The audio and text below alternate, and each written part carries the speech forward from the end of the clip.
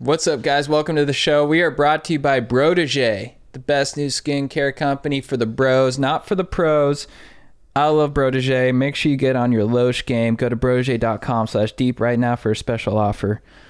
Also, guys, tour dates. What do we have coming up? One-man show, July 19th, the Jam in the Van in Los Angeles. That's next Saturday. And then we got Long Beach Laugh Factory, July 24th in Long Beach. Make sure you come out to that. And then we're going to be, Comedy Store. 30th, right? Yeah, July 30th. We're going to have some heavy hitters on that show, the Main Room Comedy Store. And then Florida, we are coming in hot September 23rd, 24th, 25th, Tampa, Orlando, and Dania Beach, respectively. Yup. Get your tickets at chadandjt.com. Let's start this pod.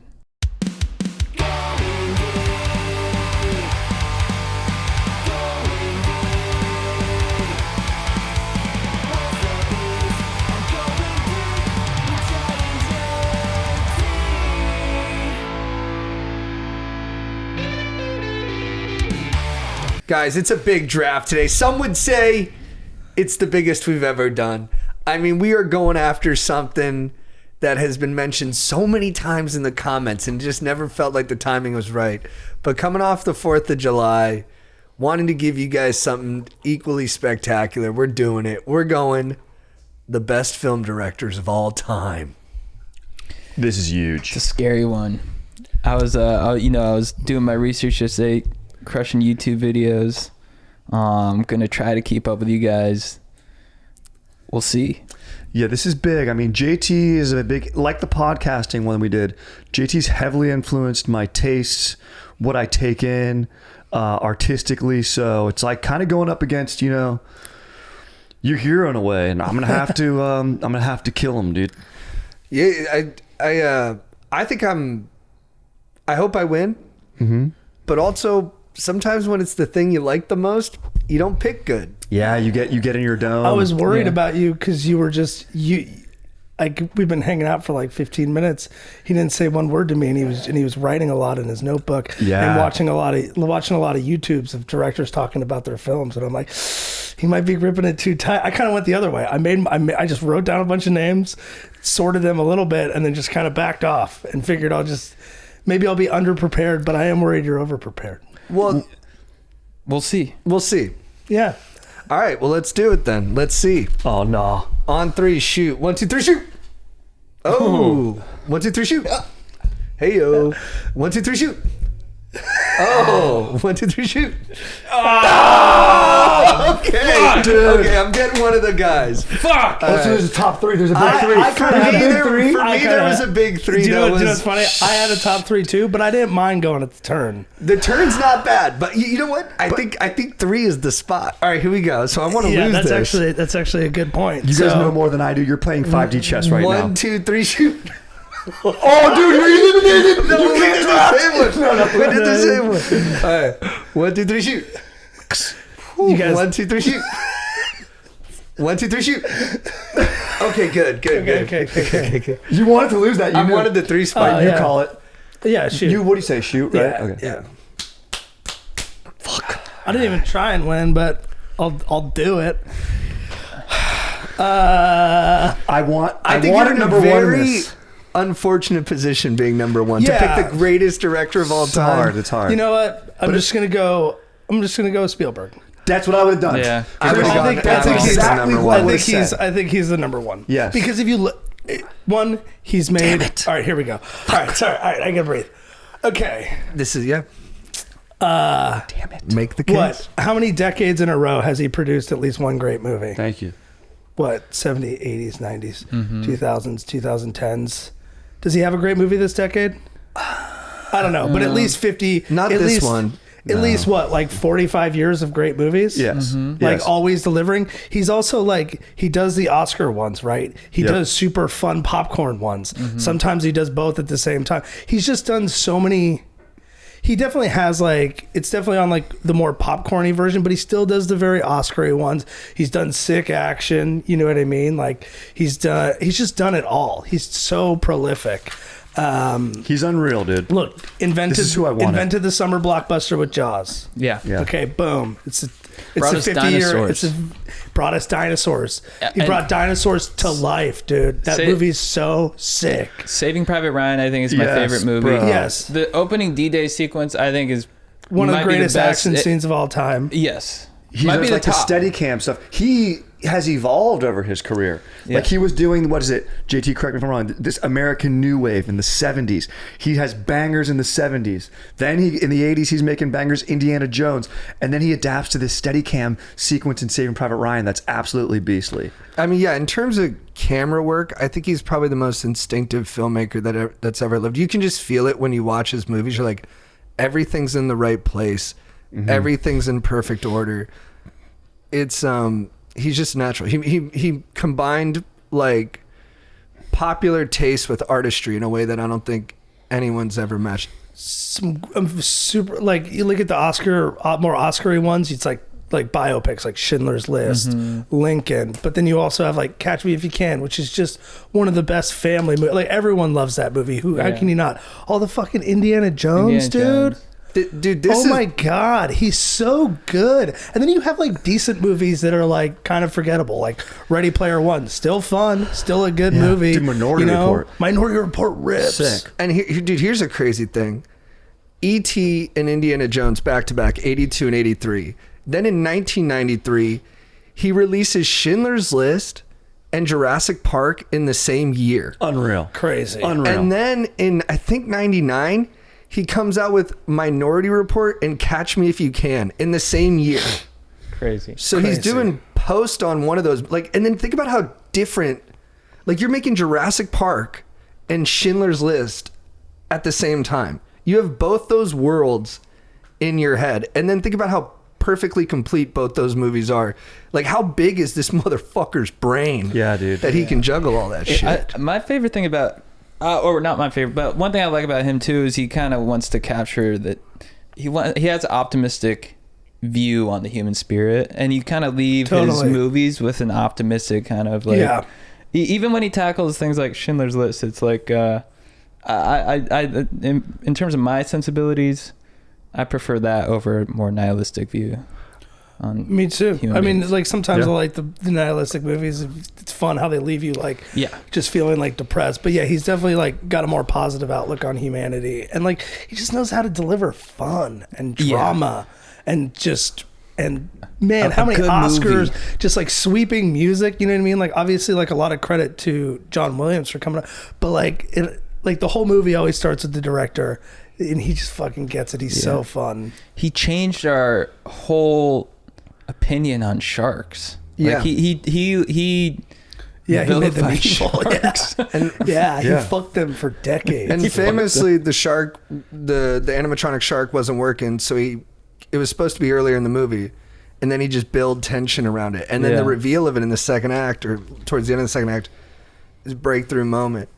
And to what you were saying too about his, like, he does have like a childlike sensibility. There's a childlike sensitivity in all of his movies. Yeah. A lot of them are about people who are having issues with their parents. Mm-hmm. Yeah. The first half of his career was more about the dad, because he thought his dad was a bad guy. Then he found out later that his mom had kind of been, I think, misrepresenting his dad. And then his later movies, the mom's a bad person. Yeah. But Interesting. I think Catch Me If You Can's the big flip where the mom becomes like the kind of more challenging one.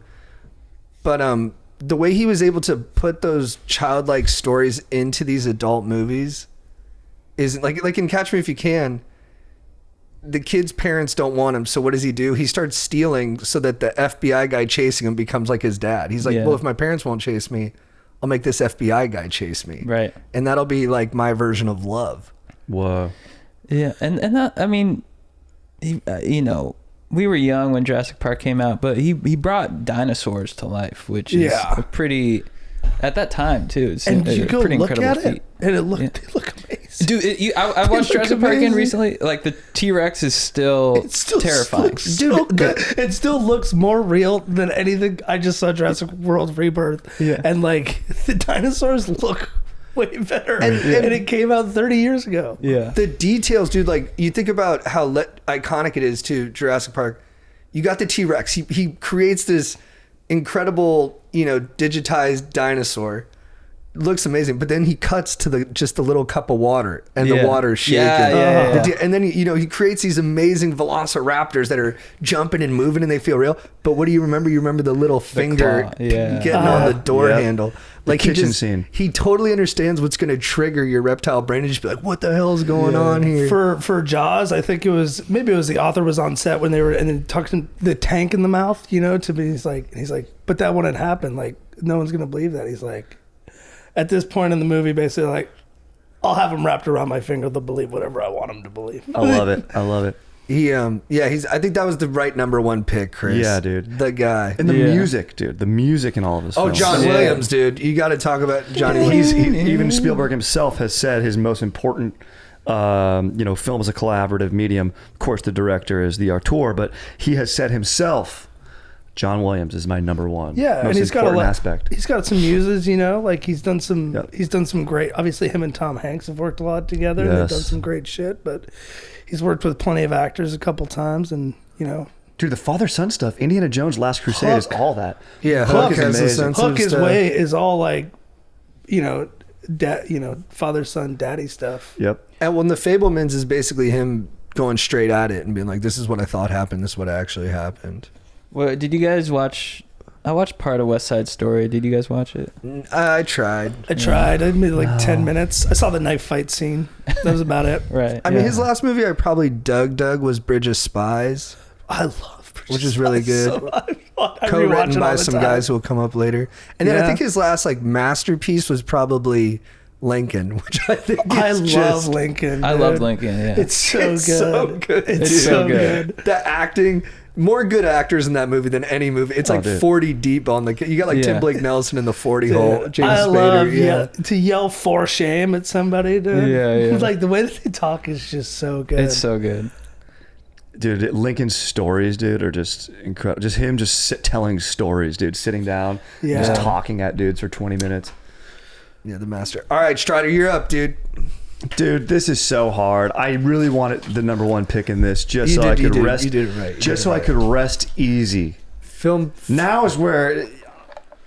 Look, I wrote a list down here. Okay, you understand? Pen and paper. I'm old school.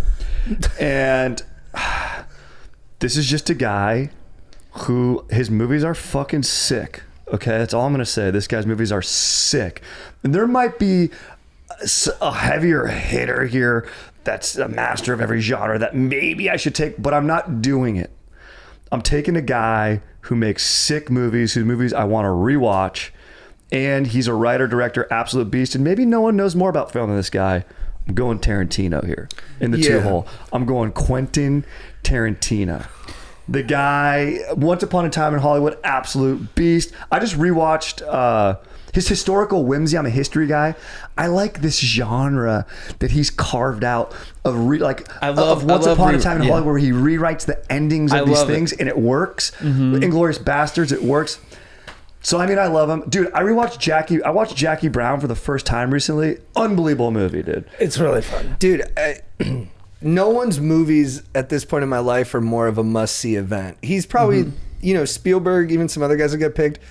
They can make a movie, and I'm like, I'm going to skip that one. Tarantino, I'm going to see it in theaters. I got to watch it.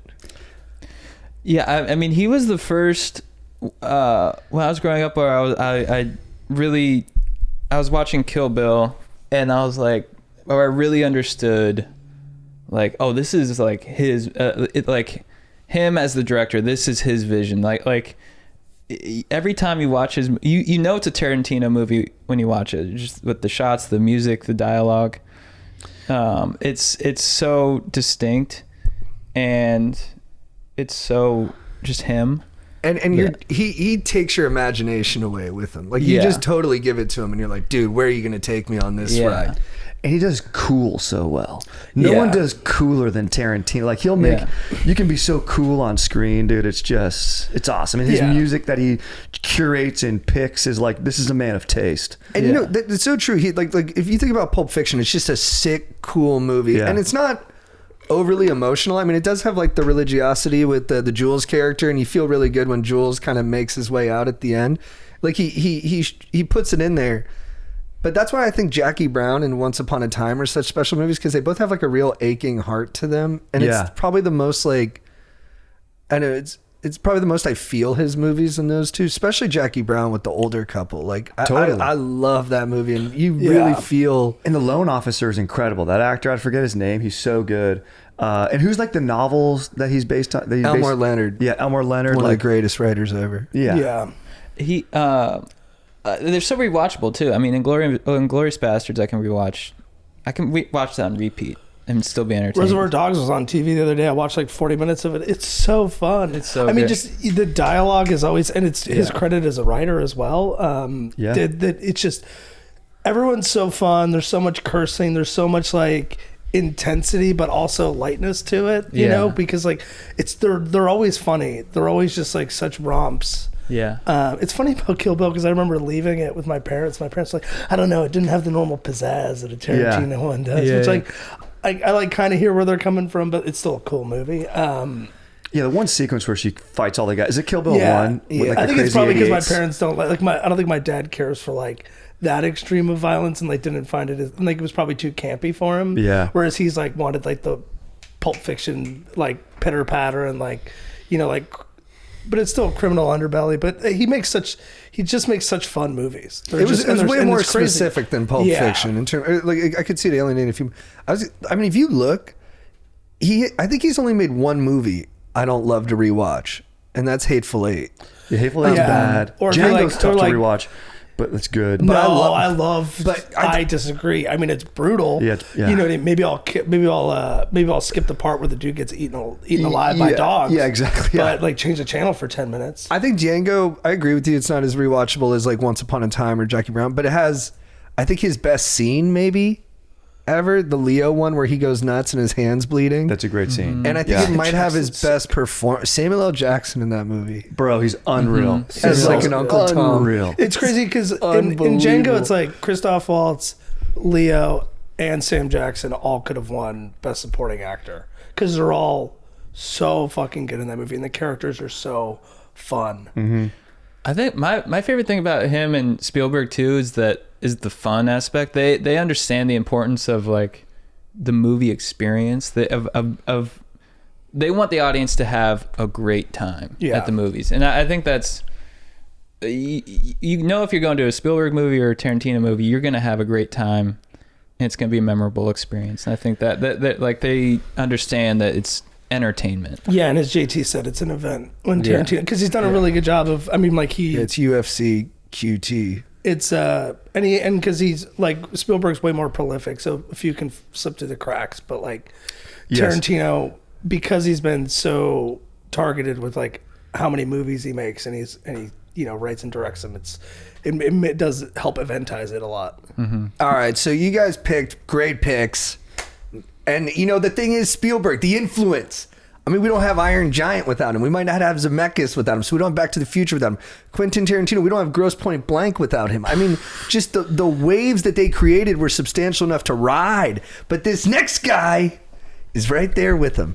And I can't believe I get to get him. I'm very excited.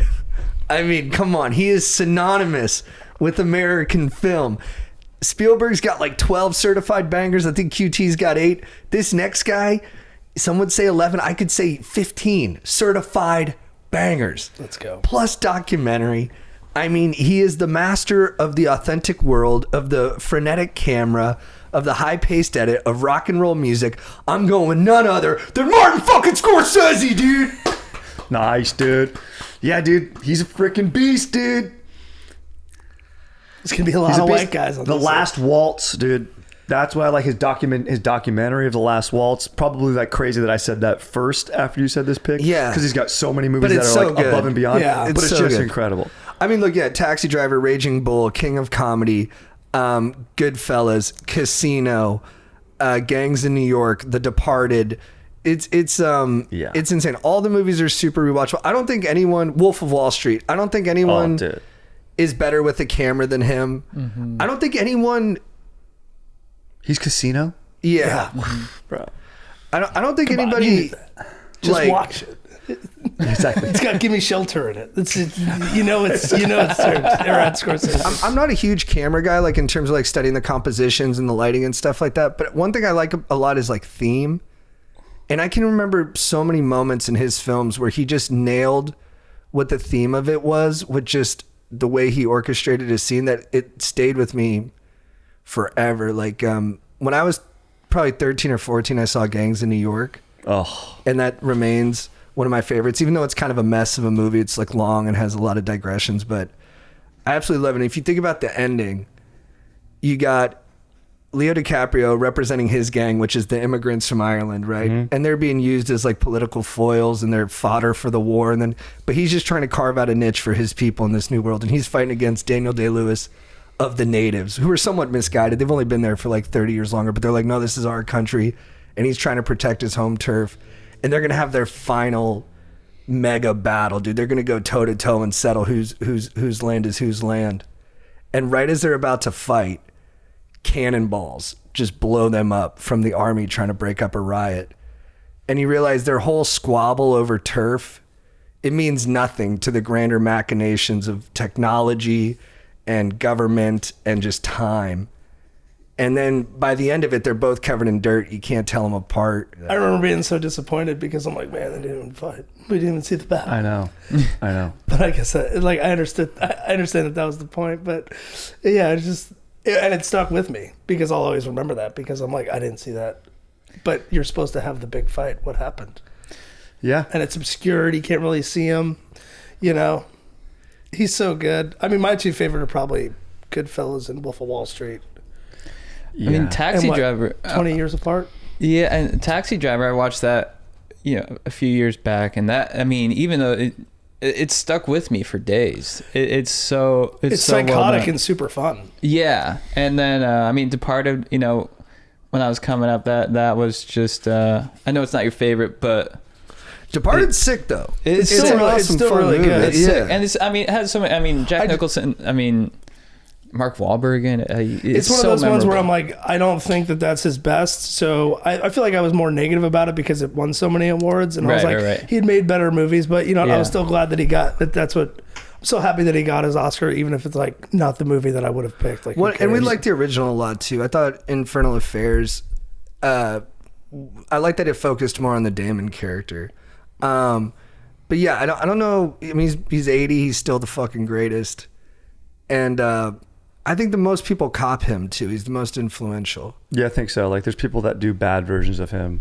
And we haven't even really talked about Goodfellas yet, and just how fucking funny his movies are. They're so funny. His movies, because they're so grounded. It's characters on the edge. They're wild, but there's a naturalness to it and a spontaneity to it that always you're like, oh, this is totally real. Like, these are real guys. And they're always... Pesci is just so good in Casino and Goodfellas. And they're lovable. They're always like the worst people ever. But I remember after Mom saw The Irishman, she's like, I really liked all those characters. I'm like, they're murderers. She's like, but they had such good manners. Yeah. Like, dude, like he grew up around these guys. He loved them. And so when he makes movies about them, he doesn't make them all bad. He shows you why they get away with stuff, because you feel their charisma. Was it you that told me the story? I forget what film it was, but Scorsese was directing this actor, and he was one of the smaller roles in it, but he had a big scene coming up, and he's like, hey man, don't fuck. Like, if you fuck, like, you're gonna ruin this scene. And the guy like went cold turkey for like 6 weeks, and then finally was like,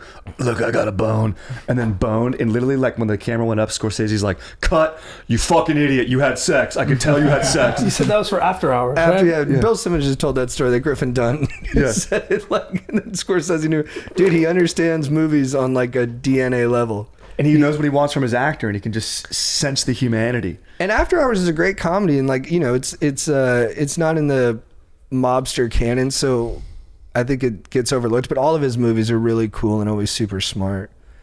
And fuck my mother, you motherfucker, fuck my mother. That's what I was thinking. That's always what, like, that line from Casino, dude, of Pesci. It's so funny, even though it's like during a torture scene and it's brutal and like, but it's. Oh, is that when he's putting the head in the vice? Yeah. Oh, and like, dude, the guy's like eyes are popping out of his head. It's just the dialogue that he says during it is just so funny. The way he just does blunt violence, the bat scene in the field in Casino, you're just it's brutal. It's rough. Or even in Departed when he shoots the guy in the kneecap. Mm-hmm. That stuck with me. Dude. Yeah. Directed Triple X. All right, Chad, you're up with Rob 2 Cohen, picks, dude. All right. I think it's tough. You're in a hard spot. I'm in a hard spot. That was my big 3. Okay, yeah. good. Thank No. God. I'm in a Not hard mine. spot. This first pick, I might get some hate on it because I haven't seen all his movies, but he's a top lister guy. The movies I have seen stuck with me. I mean, he's kind of undeniable. He takes on huge subjects. Stanley Kubrick. Yeah, good pick. Yeah, you got it, I Kubrick. mean, Full Metal Jacket, The Shining. I've never seen Space Odyssey. Eyes Wide Shut. Seen it. Boning. Yep. You know, Those later films. I think that was the right pick. Yeah, I would have tried to get him on the swing back. I think he's known for having hits in every single genre, right? Comedy, horror. Yeah. His movies move you. Like, I saw Full Metal Jacket, they disturb you. No guy can do something that will disturb you better than him, in my opinion. And for rewatchability, probably not the best. But like, if you're gonna rewatch Clockwork Orange, you know what's going on with you. But like, I watch Full Metal Jacket a lot, but not. it's just they're Clockwork rough. Orange. They're rough watches. 2001: Space Odyssey, great movie. Like, like you said, he takes big bites and big swings, and like, Yeah. I think he, almost more than any other director, you like assume an intelligence from him when you're watching his movies. You're like, oh, this guy's fucking smart. Huh? Yeah. And there's complete mastery of craft at every level. Like the lighting, the composition, everything just feels like you're like, yeah, you're not going to make it any better than this guy just did. Yeah, and certain scenes or images like just are, well, I think will stick in, you know, film culture throughout time, is like Jack Nicholson in The Shining, him coming through the door. Here's Johnny. The twins in the hallway. I mean, Full Metal Jacket, when I watched Full Metal Jacket, like the whole thing a few years ago, and it just like, Oh man, Private Pile sitting on the toilet with the gun. yeah, That part it is- just sticks Jesus. with you. Yeah, there's an existential eeriness to his stuff. That Also, when they get the comes sniper and you roll up on the sniper towards the end of the movie. Yeah, I wasn't. that's what I mean. It's so disturbing, dude. Yeah. Sorry, I'm not describing it because, you know, go watch it if you want to know, but Yeah. it's fucked up. Yeah, and I prefer more of like a Spielberg, where it's not such a cold take on humanity, but it does stick with you, and it is so well. It's just so masterfully done. You can't deny it. I think. He's got so many good lines, like Doctor Strangelove and How I Fell in Love with Abe. Like, social satire to be good and to be funny needs to be like an 11 out of 10, and the guy does like a 12 out of 10 with it. It's incredible. Yeah, It's so good. So many great. is a Gentlemen, great there's no movie. fighting in the war room. Just like great, iconic lines. Very smart. Very well done. I was reading a review of a Space Odyssey, and just what a bold movie that was too, to like use so little dialogue, so little exposition, and just like let you kind of figure it out. Like he very brave. But in the review, Roger Ebert was like, the moon landing in Space Odyssey would prove to look as realistic as the real moon landing the next year, which is interesting because people think Kubrick might have shot that for Right, NASA. yeah. So Dude, when I that's read his- that review, I was like, well, maybe it's because they shot him back to back, dude. yeah, dude. That On might the be his same most cameras. important film, The Moon Landing. Dude. And you know, interestingly, him and Scorsese, both afraid of flying. Really? I think control freaks, dude. Yeah. And you feel the control freakness. Martin Scorsese's a control freak too, but because his camera's moving so fast and because he edits like off rhythm a lot, you're like, no, this is like wild and edgy. But like Kubrick, you're like, you can feel the vice grip that he has on everything. Yeah. Scorsese, scared of flying, made a movie, The Aviator. He told them when they asked him, they were like, we want you to do The Aviator. He's like, do you know me? He's like, he'll actually, I read in New York Times, he came across kind of like a prima donna, but if I'm sure he it's is. bad weather on the day, he doesn't fly. His assistant has to rebook him.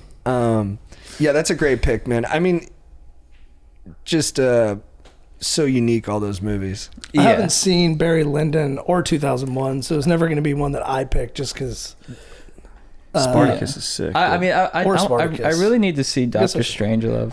It's fun and it's like an hour and a half. Yeah. Paths of Glory is like because it's not as exciting as some of his other movies, like or lurid subject matter wise. I think that's a masterpiece too. It's one of the Shit, I gotta watch only that. purely anti-war movies I've ever seen, Yeah. and it was before he was really in his bag. But it's really good. And also just the legend around him, that like the way he works with his actors, especially like Tom Cruise and Nicole Kidman. There's just so much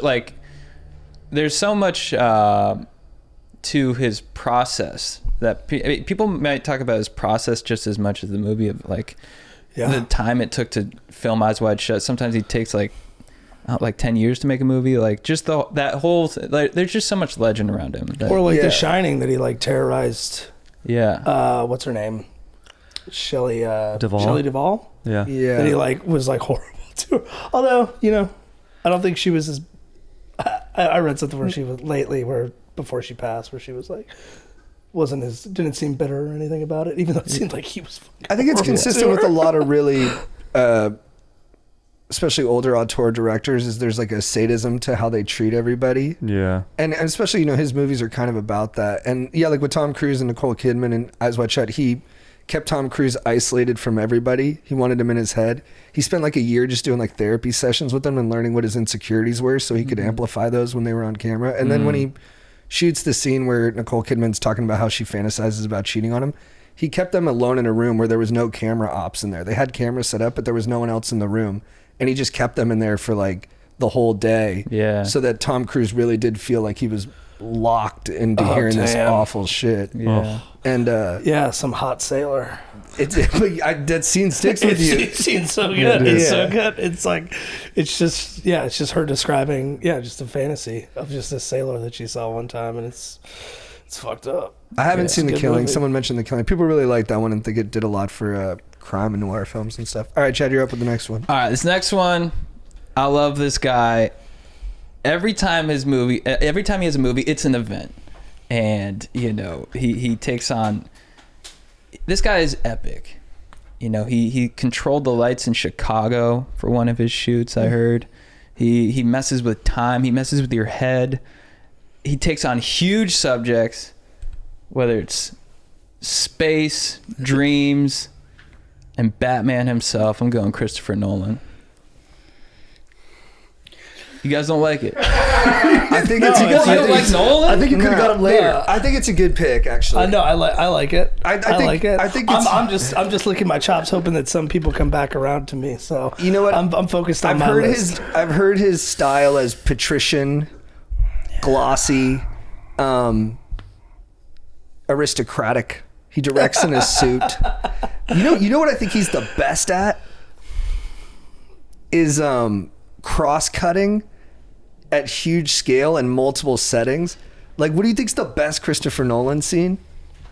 I think it's probably the one where you don't know if Rachel or Harvey is gonna blow, and the way he cuts between everybody and Batman in his motorcycle and the Joker in the interior. I mean, he's cutting between like 4 different settings, that is fun. And the tension is just ramping up, and you're like, what is? And you really don't know. And then when he pops in, and then he does the shot of like Batman's POV where you just see Harvey on there, and you're like, oh fuck, Rachel's gonna die. Yeah. Like, and I think a lot of his movies, it's the way he cuts between different rooms, places. I mean, Dunkirk, the whole movie's that, but I got he's one so for you good at that's that. where it's like all of Inception, where you're cutting between the dreams. Yeah. So you have them on the lower level where it's like the snow fortress, and then they cut to like Arthur working in like the fucked up gravity of his, like, fighting in the hallway where it's rotating, and then it'll cut back to the car still dropping, and you're like, fuck. Yeah, it's pretty And every gnarly. time they cut back to the car and the music's blasting, you're like, Hans Zimmer just working it, baby. You're like, oh man, like the climax for that movie feels like 30-40 minutes, because every time they cut back to the van going towards the water where they got to ride that jump out, like or bump, whatever it's called, like it's so, and it's to your point of like just cutting between all those and just everything, like there's so much going on. The puzzle pieces all fitting to add tension. Yeah, he's so fun. I think the criticism people make is that his movies are like unbelievably big and well made, but that the ideas aren't as like provocative as the other directors we know. I don't know. I don't know if I believe. For me, it's just he's not as emotional as some of the other ones that I might have picked. You know what I mean? But I don't. It's fine. Like he does what he does really well. He's an upper class British guy. The rewatchability, I think. I mean, I rewatch Dark Knight, Interstellar, Inception, all the time. I don't watch the third act of Interstellar though. The first 2 acts, yes. Yeah. And then I watched Dank the Night. dockings. Yes. I watched the docking sequence. The docking, yeah, is so sick. But You know, And I like the idea that he messes with these things like, or that I like that he's taking on things like in Interstellar. It's like quantum physics and like it makes you think, and then but I don't know if he really. I think he mentions those things, but then he kind of doesn't. Like, but then it turns into like it's about love or something. Like I don't know. Like Inception is like I mean, Inception's crazy. It's a crazy idea. Now people say Incepted, so. Yeah, exactly. You got Incepted. Like he's got influence. dude, that's for sure. that's my favorite movie. I feel like Memento's sick too, People but- don't like Inception now. I feel like it's just backlash and it'll come back around because that movie is I love so Inception. fucking It's a great sick. movie. Like if Yeah, you talk it's about awesome. like, dude, the amount of times where you the amount of times in that movie where you just went, whoa, Yeah, like, dude, yeah, whoa. yeah. Like that was one where I described it as like mind bombs going off. Literally, dude. the trailer was the first one to ever use that noise. I was like, Wah. "Whoa." Oh my God. It changed. There's no No. Denis Villeneuve without. That was like that changed trailers for the next 10 years True. easy, but and like now it's all in films It was just cut throughout. to a dude ripping a ball. I feel like it was. I feel like everyone just watched Inception too much that they started to be over it. Yeah, but the like, Joker joke. it fucking rules. It does. When you It's so rewatch it, fun. it does feel a little like thinner. When you watch it for the 30th time, you're like, oh, I Yeah. see that plot hole now. Yeah. But you watched it 30 times. Right, You know right. what I But mean? some movies get richer after 30 viewings. That's too. true. That's but I don't know. If you It's watch like- Jackie it's like- Brown 30 times, or you watch like Michael Clayton, you know what I mean? sick Like it's movie. just like, Yeah. but I don't know. I just Dude, I you feel Before like Sunset. I just can't tell with Nolan. We maybe talked about this a little bit before. I'm like, just stop playing with. Thematically, he plays with time in so many different ways. I'm over it. In the Odyssey, but are you over it because you watch it so many times? No. Like, It was new at the time. It was a good counter. when Inception Chad's on his came game. out. No, when that's Inception sick. came out, it was an event. Everyone was talking about Interstellar. Everyone was talking about it. Sick. Now you're over it because it's I don't know if overplayed everyone's- in your let's mind. Let's go. Interstellar is Yeah, kind of. I feel like love I feel like with people Dunkirk come made around. me mad because World Dunkirk War II made me mad. It made me mad with the cascading timelines, and it's like a day, an hour, and you look back and you're like, oh, that is smart. And it's like He just had a give What did thesis. it add to the movie in that instance? No, Not yeah, like, much. Spielberg did Dunkirk. was a disappointment. Give it to me, baby. Spielberg. Yeah, give me Tom Dunkirk. Hardy the whole time. Right. If Dunkirk was Yeah. 2 hours of Tom Hardy in the plane, it'd be my favorite movie You ever. cover his face in every movie. In Batman, you cover his face. In Dunkirk, you cover his face. Not Let me look at his Inception. lips. Not Inception, That's dude. why it's a good movie. I think Chad's right though when he says it's an event. I can remember who I was with for every Nolan movie. When Yes. we saw Inception in Suits. The Dark Knight, I think 30 of us went to see that. Yes. That was awesome. Interstellar, we went to the So Universal sick. Theater. It's a big deal. I'll go see. I'll wait to make sure that I see it on like legit IMAX because that's how Nolan wants me to do it. And he's done so much for me that I have a lot of fun in his movies that I'll see it how you want me to see it, Chris Nolan, because you've earned that right. and Yeah, he's yeah, one of yeah. the few guys where it's still like, hey, he made a movie. We have to go. We have Well, to go. I mean, yeah, Oppenheimer was huge. Yes. A little bit of a I didn't need. disappointment, To, but I didn't need. After the fact, I was like, didn't need to see that in IMAX. Just close up of Cillian Murphy on the big screen, and I'm like, Yeah, all yeah. right, look, this Downey ain't, Jr. in this a ain't suit Interstellar, talking, but I'm like, yeah, but I mean, there's one.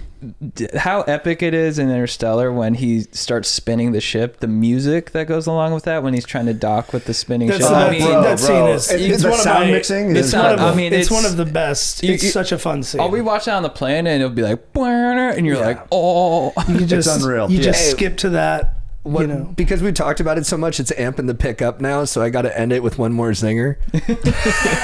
Oh, here we. Yep. Here we I go. think he's bad at directing like physical action, fist fighting and running.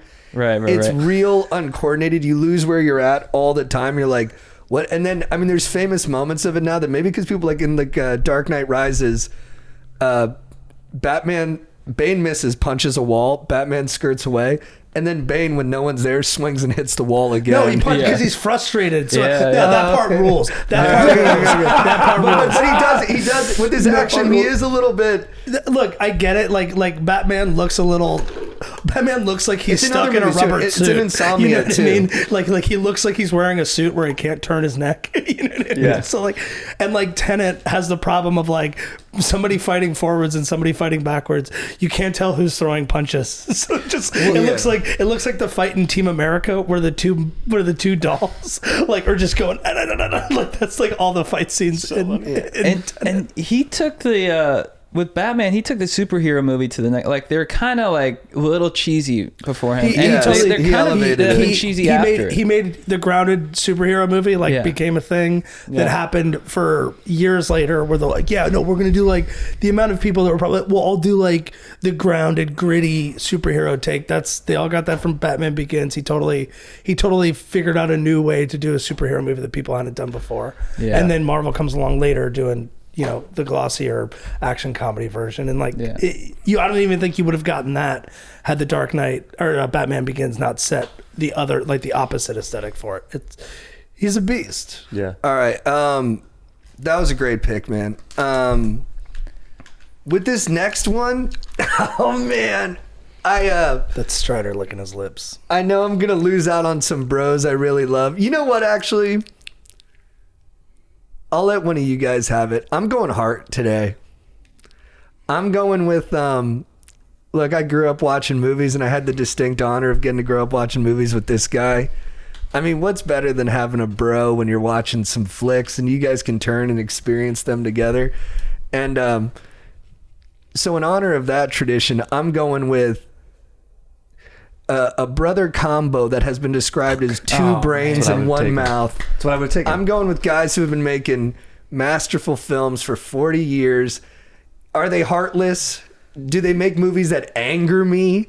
Do they perpetuate an idea of meaningless and the futility of control? Yeah, but they do it with a level of joy and absurdity and with intelligence that they are just undeniable geniuses, and I'm grateful to be walking the earth getting to check out their shit. I'm going with the Coen Brothers, baby.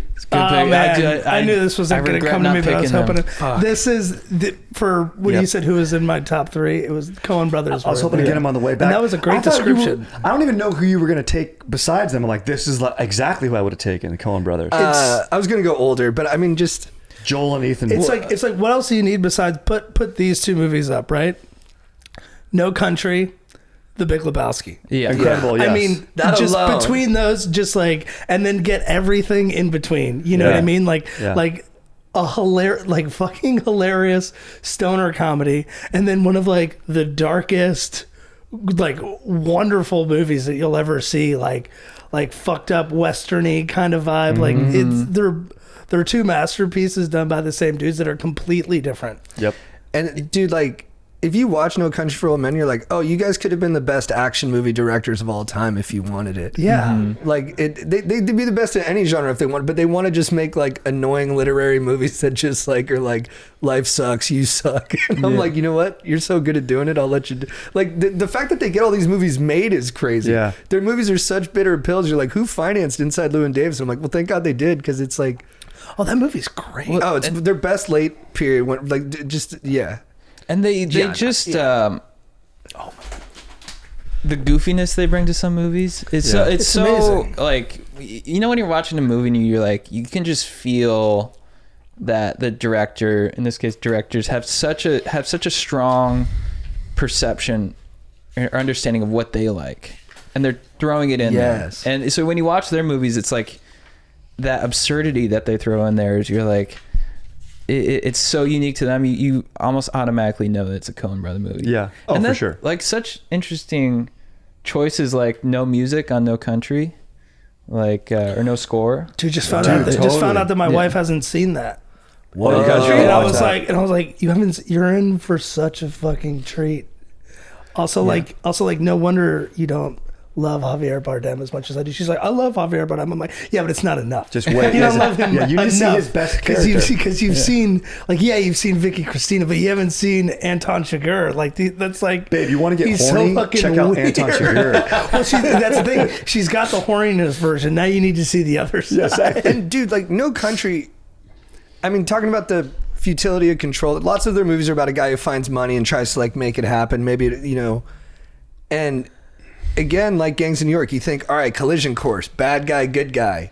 They're going to hit on the head at some point. And then by the end of second act, they kill off the main character and you're like, what? Whoa.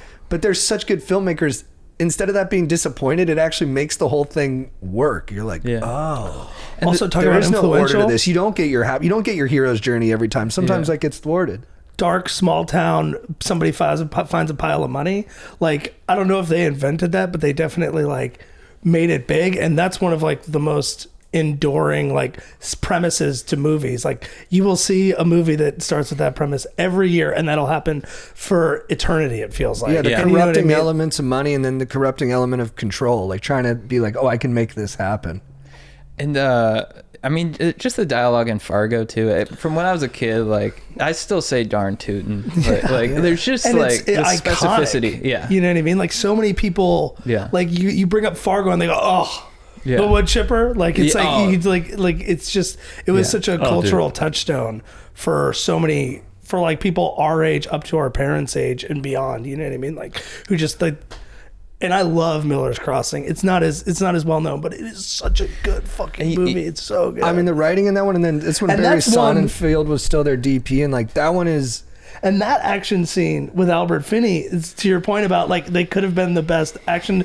Like, it's like this old like kind of bumbling crime boss, and you're like half the movie you're wondering like, how the fuck is this guy in charge? And then guys break into his house to try and murder him, and it's like the sickest action scene with like an old guy as like, you know, like it's like their version of like a Taken scene, and it's fucking awesome. It just ends with him just laying waste with a Tommy gun. It's so sick. I love their movies. I like Burn After Reading too. Yeah, Brad Pitt and Burn After Reading. I just get so much joy out of that performance. that's like an intentionally like confounding movie too, where especially after they do a masterpiece like No Country or Fargo, they always come back and are like, we're just gonna weird you out with this next one. And now the bros are separated, and it's funny watching their movies because you really see how much they need each other, because Ethan's movies are too like absurd and kind of don't have enough grounding, and then Joel's movies are too heavy and like portentous, and you're like, oh, y'all were like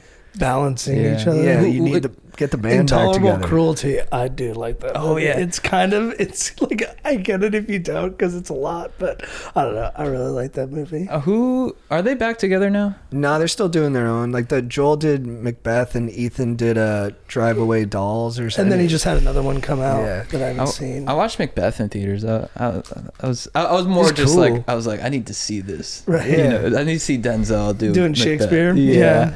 I think it's a great pick. I regret not picking them up. You know what's interesting is they aren't mentioned that much in like as much as they should be. I don't think in like some YouTube videos or lists. It's like they're farther down the list than I think. They're like a top. There's some 70s guys who get ranked ahead of them, but I don't think, like they're crazy. They're crazy good. Strider, you're up. All right. That's exactly what I would have taken. Damn. That's tough. All right, I've had time to think about it. You're over here going, okay, Strider, why are you so quiet? You know, maybe it's because I'm captured and enthralled with suspense. And I will now take the master of suspense. This is chalk for all the dads It's a great out there. I got to go with Alfred Hitchcock. I just rewatched Rear Window last night, and I couldn't understand why Grace Kelly's like into the dude. What's the name of the actor again? The famous actor James Stewart. Jimmy Stewart. I'm like, this guy's annoying. And then Grace Kelly just comes over, total smoke show, just to hang out, dude. But I mean, you know, this is like film head chalk here. You know, you got Bird. This is a movie like that. My dad's like, okay, you got to watch this. We got to watch The Birds. Great movie. You know, of course, I don't know, maybe the number one horror film of all time, Psycho. Ever heard of it? Just iconic scenery, iconic cinematography. I don't know, dude. The guy moves the camera well. I guess he mastered the push zoom. I read that. But yeah, dude, the guy makes fucking films, bro. Let's get the into way this, they baby. the way they Let's do filmed that. The Fall and Vertigo. I remember I was at like Universal Studios as a kid and they were like showing us that. I was like, whoa. And then I was so pissed because they recreated the Psycho scene where she gets stabbed in the shower. Oh, yeah. My mom covered my eyes for that. And I'm still mad at her for it. I'm like, why did you do that? Oh, dude, if I was a little kid next to you, I would have turned to you and said, fucking nerd. I was like, Mom, stop. Dude, Ropes of Fun. Rear Window is a wonderful movie. Just a guy who's stuck. He's like temporarily in a wheelchair, and he starts to suspect that one of his neighbors is a murderer, but he can't move, and so he's just looking out his window. It's basically like Disturbia is just a version of that, For sure. You know, which is like, it's such a fun concept. It's so intense. Rope is basically just a play. It's awesome. North by Northwest is super fun. I mean, he's the man. He did a lot of good movies. You know, he said, interestingly, my films are not slice of life. They're a piece of cake. Dude. And I think he had such, maybe of any director, the best understanding of how our brains work. Like, I don't think his films are as... People do like psychoanalyze him and get into kind of like the Freudian stuff because he was like obsessed with punishing women and like he always said like blonde women die best on camera. Oh, interesting. but like debatable. Every woman's blonde in Rear Window. Yeah, but you can discount He it loves and then you blondes. realize except his movies rip and we're still talking about him, so maybe we should just listen to him. But I think more than any filmmaker, like, dude, just strapped you into a roller coaster of suspense, and he more than anybody made your brain. When you're watching his movies, it's like the tick tick of the roller coaster. You're like, wait, what's coming next? What's coming next? And he just keeps you on that with the subjective camera and all the tricks he uses. And I don't know. I think in terms of just putting you into an experience, he's the best. Yeah, and the kind of the how do you say it? Like the mystique around him. Like he's like kind of like when you think of like old school classic filmmaker, like immediately you go to Alfred Hitchcock. And because there are other ones, but they don't have the mystique. He always put a cameo of himself in there, so people would like look for The it. legend You know, is like huge. like he definitely built up his legend. And and his look too. He looks so weird, and you're like, what is going on in your brain? Because it's obviously fucked up. And his movies are not boring. Like, dude, Psycho, I watched it for the first time. My fiance is a huge fan. I watched it before the horror movie draft as prep, and that was my first time. The pace is crazy, and like it's super sophisticated. It starts off, it's people having an affair, and you're like, okay, that's fun. Then the next scene, she's stealing money and escaping town, and so you're not thinking this is a slasher movie. You're like, oh, this is like a woman on the run, like Thelma and Louise kind of movie. Then next thing you know, she's at a hotel, and you're like, this guy's kind of creepy, but it seems like he's just pent up. Maybe she's going to teach him how to live life, and then he murders her. It's like it switches genres 3 times on you, and you lose the main character. A lot of these greatest directors do this. The main character's gone 47 minutes in. It's you wouldn't think that of a movie that came out like in 1950 or something. It's crazy. I don't know, just how'd you say? You can tell that they're older, but like they age extremely well because they're well plotted. The pacing's great. The like master of suspense, like all It's those modern. things. Yeah, the setup still feels because modern. sometimes you watch like I don't know. I have a bias towards movies that like from like the 80s on, just because I feel like the pace is a lot faster than them. But sometimes you'll watch an old movie and you're like, and it feels old. And sometimes you'll watch an old movie and you're like, this feels like this would totally work nowadays. Like, yeah, it looks older and like they speak a little differently, but like it definitely feels like it could have worked nowadays. When she's driving away in Psycho from town and the windows are murky, you're like, dude, we don't know where we're going. You just stole something. We're going into the heart of darkness. And then she wakes up in a fucking huge, he was always suspicious of cops, ahead of his time that way. No, I'm not ACAB though, but like a huge cop head pops in the window, dude. And you're like, you better get to that hotel. It's just really great. For the movie Notorious, you weren't allowed. There was a code. I think it was the Hays Code. Like you weren't allowed to like make out for that long. Like they literally had a time limit on how long you could kiss on screen. So what he did, if you watch the movie, like the dialogue between the male actor and the main female actress, like they're like almost lip to lip the whole movie, and they just do little peppery little baby kisses, and it's super intimate. And that's how he got around. He's like, I'll just have them kiss throughout the whole scene, but they won't kiss for longer than a second and that's how I'll do it, dude. Amazing. All right, what a beast. Chris, you're up with 2 picks. This is a very tough spot, brother man. I gotta piss and smoke some weed. I have to pee too. Do it. Guys, we just started this new podcast channel. Thank you so much for watching. It means a lot. It would mean a lot if you could drop a like or a comment or subscribe so we can build this thing out and keep the pod going. Thank you for being here. Thank you for listening. And thank you for being legends. Guys, I'm interrupting this podcast to let you know once again that we were brought to you by Brotégé, the best new skincare company for bros, not pros. Guys, I love Brotégé. Honestly, before Brotégé came along, I didn't really think about Loche. And then JT told me about retinol, which is a thing that, you know, what does retinol do? I think it's the only thing that's FDA approved to remove fine lines. Removes fine lines. You got some SPF in there, some sun protection, but not too much so you can still get your bronze. And it's all in one. So, you know, if you're a dude, you don't want to think about your Loche game all the time. You know, you got fantasy football coming up. You got the X Games coming up. You got freaking new Christopher Nolan movie.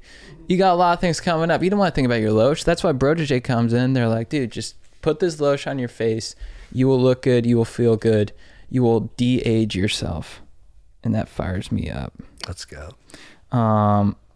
It smells good. I've been using Brotégé every day for real, and I love it. I just like being in the Loche game. It feels good. It feels good taking care of my skin. It's a game changer. Good skincare for bad bros because we're bros, not pros. Brotégé is here to help. And for a limited time, you can lock in your first month for only $10 when you subscribe. For our listeners, you can get your first month for just $10 with code DEEP at checkout. Go to brotege.com/deep and enter code DEEP at checkout to get your first month for only $10. That's brotege.com/deep and use code DEEP to get started for just $10. Let's get back to the show. I'm going to go... Dude, there's like 4 names or 5 names that I really want. I feel like I had to go with Hitchcock there, but there was a few names where I'm like, there's a director that I want just to to fall. rib you, little Brit bro. How many Hitchcock movies have you seen? 2. Oh, dude. What, dude? Fuck. I think I'm gonna go David Fincher, James Cameron. Whoa! And he just rattles them off like a baby back talk. Yeah, let's go one at a time. Okay, so dude. Fincher, dude. Maybe Love it's- The Social Network. Love the soundtrack. Maybe it's because I watched the second half of Fight Club like a week ago. Because it was I on forgot TV. he was Fight Club. Yeah. Every bro's favorite movie at some point. The sublime of films. The last, like when he's trying to track down Tyler to the twist to the end of the movie. I don't know if there's a more fun because he does. The thing is.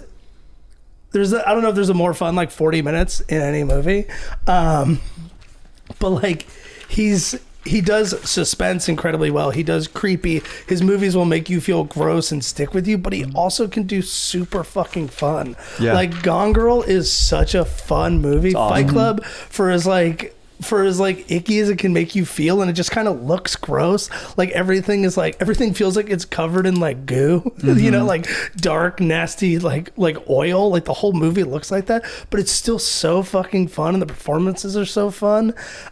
He just, I don't know. Seven is just so creepy. Zodiac. Zodiac's incredible. Zodiac, that movie, dude, is underrated. That's a creepy movie, dude. The scene when the woman gets pulled over on the highway and then like he leaves. It's giving me anxiety thinking about it. Yeah. And he's just done, and then he's also just got some like... Seven. The way he uses that Vivaldi score in Seven, incredible, dude. And even like, I don't love Girl with the Dragon Tattoo, but it's a fun fucking movie. The Killer was really fun. Yeah. The Social Network, he took a subject like... he could have made a really boring movie, but like you watch it and it's so you're watching it the whole time. You're like you're just captivated the entire time. I think that's one of my favorite. Did he do Lords of Dogtown? No. Oh. You know, he produced it, dude. You know what? He's the best at when a character learns information. The close up on the actor's face and see, like in Zodiac, creepiest scene right is the basement scene with and when he not a lot of basements in California. That's how the scene exactly. starts. He's sitting there, goes not a lot of, and then he goes, yeah, but I have one. And then you just see Gyllenhaal's face react to it. Or then, like in Gone Girl, when Rosamund Pike is watching Ben Affleck be nice about her on TV, and she's like, and then it cuts over to what's the kid's Neil Patrick Harris. He looks at her and he's like, he can see her changing, and then he turns off. Like he's so good at just capturing like new information on people's faces. He's He's also known for being a bit of a psycho, doing a lot of takes. I think because he's waiting for it. He's like, you got to match up. Your face isn't giving me the right stuff yet. So he knows what he wants. It's nice to have one of those people on my list. You know, the very meticulous and like, you know, maybe an asshole. Yeah. You know, but his movies are fucking great. I mean, dude, Fight Club 2. I know it's more of the writer, Chuck. What's his name? Chuck Palahniuk or something. I don't know. But like the philosophy behind it, like the philosophy behind Tyler Durden, and like that kind of, you know, there's so many. Tons of movies have been analyzed, but Fight Club I think is one of the most deeply analyzed movies just for its philosophy on like nihilism and all that. The influence of it was crazy. Like Strider said, you know, every dude had a poster of it in his room. Yeah. And his camera work is like, he's described it as coldly omniscient. Whoa. Like the camera always knows where you're going before you do. Yeah. So it feels like all this stuff was going to happen no matter what. Like these characters are on a track and they're reacting to it and we're seeing their reactions to it. Never does handheld, only does it once in a while. Nice. Which is pretty unique. And I do love The Social Network, man. That movie's just it's awesome, dude. Yeah. I mean, so Seven, Gone Girl, Fight Club, Zodiac, Social Network. I'd say those are his best. Those 5 like absolute bangers. right. And then you just kind of like beyond that, like The Killer, Panic Room, Girl with the Dragon Tattoo. Like, I don't think they're as good. Benjamin Button, like they're not as good as his other movies, but like they just kind of help fill out the oeuvre. You know? Yeah, they do. And his movies are cool. They got interesting colors, right? A lot of yellows. Mm-hmm. The sequence in Benjamin Button where he does like how she hurts her leg is pretty amazing. I remember being like, wow, they did that in an interesting way. Like in like a movie about like time going backwards, he does a micro time going backwards for that character, and it was like really impressive. And then, dude, Social Network, when Zuckerberg's coding, but then he's cutting to all the elite club parties, and you're like, oh, that's where he wants to. And that soundtrack that he chooses for that with like the Trent beats Reznor. going. Yeah. Dude. Oh, it's Trent Reznor. Fuck, that's so sick. Yeah. Yeah, I haven't seen Benjamin Button. I like Dragon Tattoo. I've watched that a couple times. Dragon Tattoo has a woman kicking a dildo into a guy's ass. He her. Yeah. So that alone is like, this movie's It's pretty dude, chill. and it came out on Christmas. The tattoo she gives him. Yeah. You know what I like most about that movie is I liked Daniel Craig's style. Yeah, he's good cool. style. The clothes he was wearing. I was like, Yeah. dude, I want to dress like that dude. Yeah. Always well Peacoats, dressed. Him and Nolan turtlenecks. always have good dressed dudes. Yeah. And I remember it's too masculine to be well dressed. when I was younger, I would watch just like clips of Tyler Durden when he'd just be like Oh, goofy, dude. and you're like, oh, I want to be like that kind of dude where I'm just like, don't give a fuck, and I can say like, I can just dance while there's cops running through the hallway. Like, I don't know. And the There's- ending of that movie with the "Where Is My Mind" playing and the buildings going Yeah, around yeah, it, it's yeah. so fucking good. You know, the Girl with the Dragon Tattoo and Zodiac have similar scenes too, where there's that scene where Daniel Craig gets stuck with Stellan Skarsgård. He's like, why did you come down here? Like, you knew that I was potentially a murderer, but you came down here because you didn't want to make it awkward. And then Gyllenhaal has the same thing with the basement scene. Yeah. And I think that's something he's like really interested in, is like our own lurid fascination with like death and ugliness always pulls us into bad spots. Gone Girl has some of that too. It's interesting, I think. I think that's amazing. Who's We're next? watching voting. I there, did we're James like, Cameron next. And for me, it's just epic. like they did the 2 movies for the Coen Brothers. Let's put Terminator 2 over here, and let's put Titanic over here. Yeah, isn't Titanic like the most decorated movie of all time? Maybe. I mean, those 2 movies alone, because he hasn't made a ton of movies, but they're sick. Yeah. And Yeah. T2 is just the dopest. It's one of the most fun movies you'll ever see. It's unreal. It also feels smart. You know, it's Yeah. it's like about stuff while just being like the most fun action movie. He's the best at this. Universal. What's the biggest theme possible here? Like, what's the thing that everyone's going to understand? And then cutting edge technology. Yeah. You smash them together. Yeah. You got $1 trillion movie. And then Titanic. I mean, it's just one of the best movies. One of the best movies ever. It's got the best song for a movie of all time. You know, like that's you're never gonna beat "My Heart Will Go On." It's the greatest song ever made for a movie. And dude, the Titanic sinking, even though it was made in '97, it's still it still so works. good. Like I don't dude. think they could have made it any better today. And Like, a love story on the Titanic. He's penniless. She's from the rich aristocracy, you know? Mm-hmm. She's got a shithead fiance. It makes sense right away. It's so good. And then like Avatar, very fun. It's not like one of the greatest movies ever, but it's super fun and watchable. Same with True Lies, the first Terminator rules, The Abyss. Like he's made other good movies. I just like, and then he's made 2 of the greatest movies of all time in completely different genres. So, It's crazy how few movies he's made. Because he spends so much time on the technology. He's almost more into the tech than the movies sometimes. So that's like what's Titanic and Avatar. He's just in a room like being like, how can we make the computer graphics do more of this? I mean, that's like, I think Tarantino's. And he's obsessed with underwater stuff. He loves being underwater. And then, dude, his instincts as a writer are crazy. Like Avatar 2, which was sick, and just has like that 40-minute digression where we just go to the water Navi, and I was like, this is amazing. And the water Navi are hot because he just understands how to make things hot no matter It's unreal. what species you are. Yeah, that's true. But like the beginning of the movie where I'm like, dude, why Avatar 2? What is even this movie going to be about? And then the bad guy from the first one's kid is now living with the Navi, and right away I'm like, I'm hooked. I'm in. This is so smart and interesting.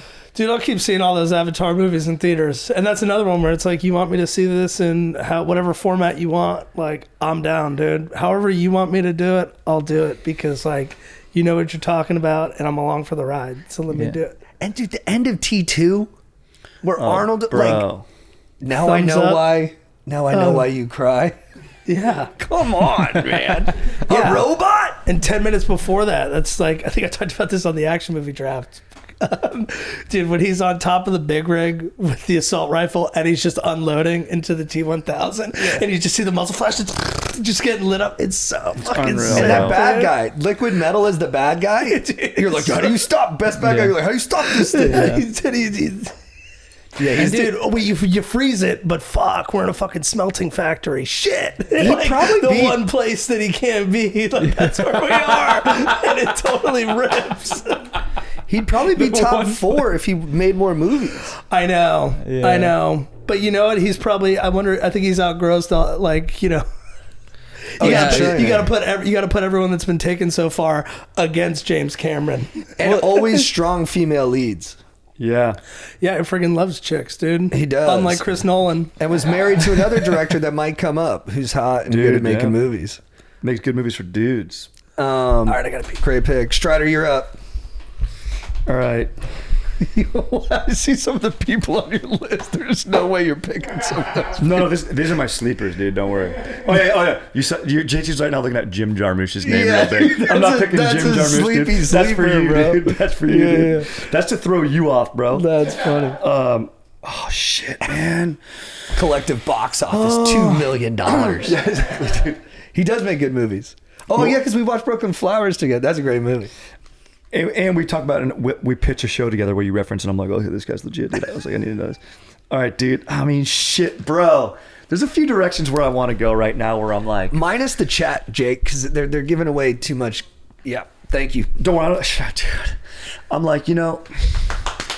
It's crunch time, baby. I've got a horror guy on there. I've got Tarantino, who's just a beast. Do I want to start going into some genre stuff here and getting a little sleepy? Or do I just want to get a guy right now that has done 2 of my favorite movies? He's also done some movies that I don't know about. I think that's a good pick for you. It's true to you. He does great characters. You might not know who I'm talking about. I know who you're talking about. I've watched this movie a lot, but it's not necessarily a movie that you should rewatch. Also, this guy, and JT has a quote for this director. He says, no one puts information on a screen better. You go, the way he has moved the camera, he set up an entire world in one shot. I gotta look at my list. Wait. Then there's another director right now who's done probably my favorite franchise of all time. Bro. Then there's a comedy guy on here that I might want to get. Oh. There's a comedy here guy, but I might wait. Interesting. And you know what? Our people are going to be mad at our list because we don't have like... Look, we're all subscribing to the auteur theory. We all believe in what Andre Bazin established that the director is the linchpin of cinematic storytelling. But we're going to be missing a lot of the foreign greats. So if you're on here expecting those guys, you're not going to get them. All right, this is a American-centric, post-1970s centric. American and British. Yeah. I imagine it's going to be a lot of them. And modern. Man. So sorry if you're like, hey, like, where's a Swedish existentialist who reflected on his nightmares and dreams in a way that it still provokes. It's not happening. I was never going to pick that. Like, I got a couple guys that have grossed over $1 billion, like money talks, baby. We're capitalists. All right. If those movies were so great, how come they're only on Criterion? Look, I get it, but I just ain't watching them a lot. And rewatchability is just so huge. It's for huge. me. Oh, dude, look, the chat had Nolan and Coen tied in the diggy, the picky. I gotta go with this guy. Seen a lot of his movies. It pains me because there's a guy that I want to come back, but I feel like it kind of puts my list kind of one note if I do this. But I think he's a beast. He's a master of practicality. He took horror and put it in a suburban neighborhood. The guy does a soundtrack very well. I'm going John Carpenter. Oh, great pick, man. I was John wondering Carpenter. if he was going to get taken. That's really smart, dude. And he's not on a lot of lists, actually. No, he's not. Wow. I texted some buddies, okay, and you Joe guys probably Pelle's you on guys one of them know to do who I Did Joe talked say about. this? Yeah. He did say. I actually didn't text him, but I know Joe is a John Carpenter guy. But like The Thing, all-time suspense, incredible, and then fun movies with like Escape from New York, The Snake Plissken, fun ideas. Big Trouble in Halloween. Little Chinatown. One of the most fun action movies that's just like an ephemeral, like fun, just start to finish. Starman, the Jeff Bridges movie where he plays an alien who takes the form of a woman's dead husband, and they go on like a road trip running from the government. Super fun movie. Jeff Bridges said he based his performance on a bird. Really? Okay, dude, a lot of great acting performances. What's his name? Ace Ventura. Jim Carrey said he based it on a bird. And then who's the psycho? Anthony Hopkins said he based his performance on a bird. And I think Joaquin Phoenix said something like that, too, for Joker. Oh, interesting. Escape from LA, that one stuck with me as a kid. We didn't. When he catches the wave. I still don't know if I've seen all of Escape from New York, but I've seen Escape from LA 20 times. Dude, the weird plastic surgery people. I mean, it's so so crazy. weird. Also, I've gotten it a couple times where I get pushed stories on IG that apparently Kurt Russell hit all those shots in the basketball scene. Dude. They do that for every movie. They've never done a movie where they're like, this guy actually sucked at the sport. They're actually like, you know what? Charlie Sheen could throw 90 or like, No, he couldn't. No way. I think they're publicists. That's what Right, they say. yeah, totally. They're like, hey, he's going to do this movie, but you got to say he was good at the sport. Well, I'm also like, sure, I'd like to believe it because Kurt Russell's the fucking man. Yeah. And I should have taken him in the Hawkeye draft. It's a great pick, dude, and I love that you went personal, doggy, because Dude, the music is so good, and he does the music. Yes, he does it all. That's what I'm saying. I think he was like the first one to do like a lot of that like synthesizer like for like the music set for like the score of the movie. Stranger Things blew it out, and then like it's come back around, and like Carpenter did such a good job. He'll do he does concerts sometimes, or he had in the past, does concerts at like the Bowl where like it's to the back like clips of his movies, and he does the scores from them, which sounds fucking sick. And dude, he says he wrote music. He came out with a couple albums, I think, with his son recently, like last 5-10 years.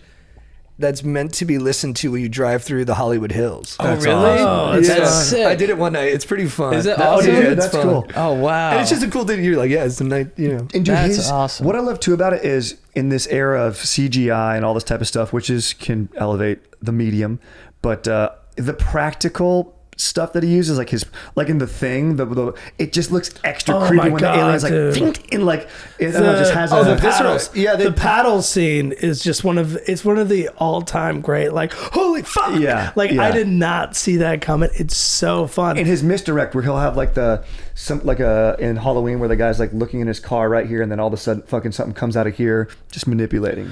Yeah, really well. And you know, really good like themes and ideas in all of his movies too. Yeah, like the body snatching one. Yeah, like They Live is like, you know, you got to wear these sunglasses to be able to see what's really going on. Not everybody can see it. We're being taken over by zombies. Like, is that consumerism? What's going on? It's and it's so funny. The movie's so It's amazing. What, the the titties fight at is the end? unbelievable.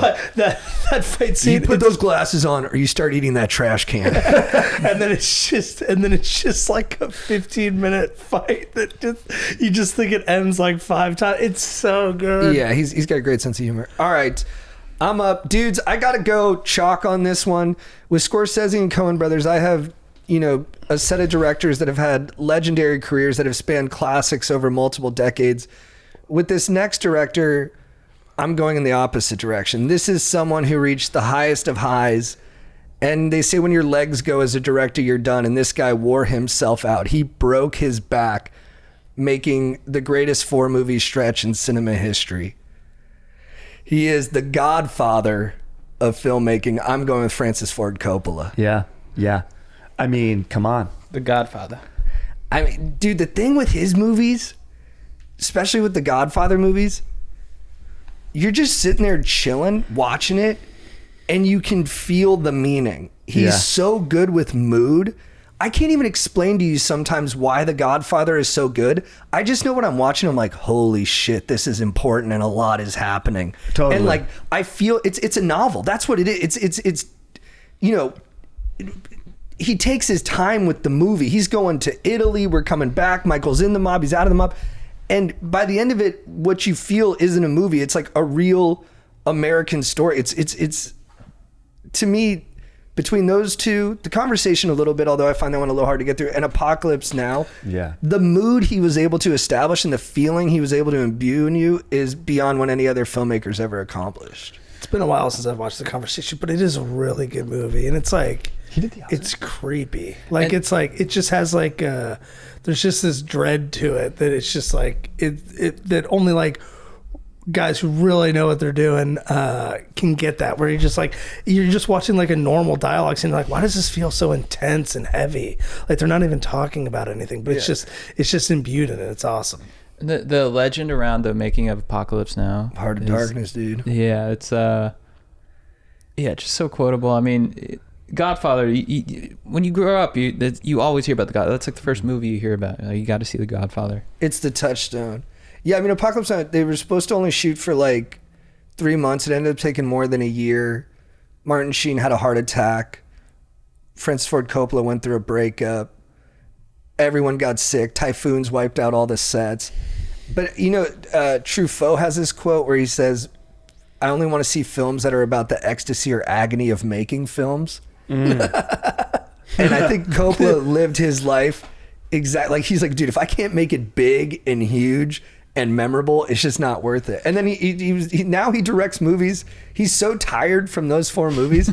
He directed all the rest of his movies, I think for the most part, from his trailer. Yeah, he has a specially designed trailer and he just directs it from there. Amazing. Amazing. He's not even on. He can't even do it anymore. Another important, I'd say, short film, Captain EO with Michael Jackson, where you have the 3D movie theater in Disneyland. Oh, he directed that? He directed that. Amazing. I remember seeing it as a kid. Yeah. So the theater moves with you, and you're like, damn, he's all right, Michael, dance. That's hilarious. Dude, he, famously, maybe a bit of a knock JT here. Oh, this guy's they say famously Bob Evans, the famous producer, running Paramount, they say he's the one who really stitched together the version of The Godfather you love. They said Coppola he shot it, but that movie is what it is because of Bob Evans. That's wild. Now, that's what they say. They say on the cutting room floor. What do they say about number 2? That I don't know what they say. They say only Coppola gets credit for number 3. No, I'm kidding. No one loves Bob Evans more than me. The kid stays in the picture is incredible. Wonderful storyteller. I thought the facelift he got to do that movie in '92 actually worked pretty well. But I don't even know what he's talking about. You need a good creative producer. There's no doubt about it. And when the first cut of Godfather 2 came out, it was 5 hours. So someone had to give notes on it. It had to come down. But I bet you, there he is, the ledge. Look at that facelift. That's interesting. No, I feel confident though. I think love the smell of napalm in the morning. take the gun, leave the cannoli. The Flights of the Or Valkyrie. take the cannoli, dude. leave the gun. Yeah. The Wagner score to the helicopters coming in is just unreal, dude. All right, Chad, you're up with 2 picks. All right. I'm very excited to pick this next guy. This guy might have the most movies that I love to watch and rewatch and rewatch. You know, he makes epic movies. He makes fun movies. I'm going Ridley Scott. Yeah, Good bro, pick. that's a great That's pick. what I thought you were going. I thought you were Yeah, going me there too. too. He was on my list. I had him big time. Gladiator, Black Hawk Down, Thelma and Louise. Well, it's American Gangster.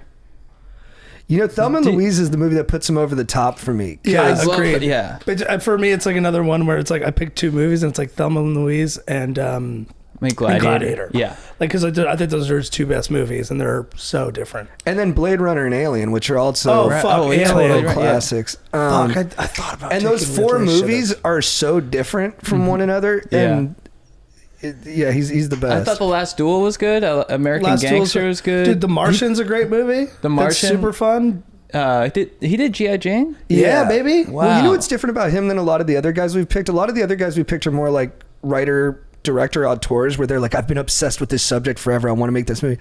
And he's more of a director for hire, but he's the best director for hire. Like Yeah. if you're like, hey, we got Ridley Scott to do this, I'm like, well, this could be the best movie of the year. Like, he's- Yeah. Whenever I hear Ridley Scott movies coming out, I'm like, I got to see it. The Martian. The Martian. I mean, Do we ever say that? Yeah, it's a Yeah, good one. but it's just a super fun because it's like you take the person's great movies and he has in the similar way that I talked about Spielberg, where it's like he's so prolific, you know what I mean? Like, and like he has like some great ones, and then he has some like just good movies, you know what I mean? Where like, because if you're like like Matchstick if you're going Desert Island, you know what I mean? Like you might take a Spielberg or a Ridley Scott over like the more auteur ones because they've just made so many movies and so many of them are at the very least good and plenty of them are great And they're different too. and they're different. All the Coen Brother movies kind of feel like Coen Brother, but if you get Ridley Scott, you're like, oh, I feel like being light tonight. I feel like being heavy. yeah. I have an alien. Oh, I forgot to talk about Aliens with James Cameron. Yeah. Aliens is huge. Fuck, yes. that movie's so fucking awesome. But like you have Alien, it's like a horror movie in space. No one can hear you scream. Best tagline ever. But then you also have like, you know, just Thelma and Louise is like a road trip drama that has some comedy in it. You know what I mean? And then Gladiator is just like the sickest fucking movie ever. Yeah, I mean, Thelma and Louise, I just found it to be so delightful. Yeah. I was like blown away. I was like, I love that movie. It gives me my favorite feeling after a movie where it's just that goofy, like giddiness. It's a beautiful which is movie. crazy for a movie that ends like on like a tragic note that it does, but it also feels empowering in a way. Yeah. They chose their way out. And he's a great commercial director. I think he did the famous Apple commercial from the 80s that like... where they shatter the thing? Yeah, and people say it's the greatest commercial of all time.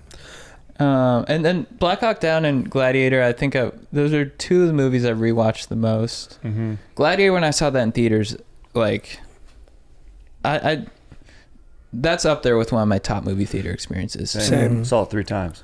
Yeah. Dude, White Squall bummed me out. Remember that movie? Dude, White Squall is not his best, but still, like, the thing is, it's still watchable. Yeah, you yeah. still Oh, watch it, no. you're like, yeah, it's a good movie. It's not a good movie, but like it's enjoyable. Yeah. Kingdom of Heaven rips. Oh, bro, the you speech know? in Kingdom of Heaven. Come on, dude. Like, it's got its moments, you know. I don't think it's his best, but like, it's super watchable. Yeah.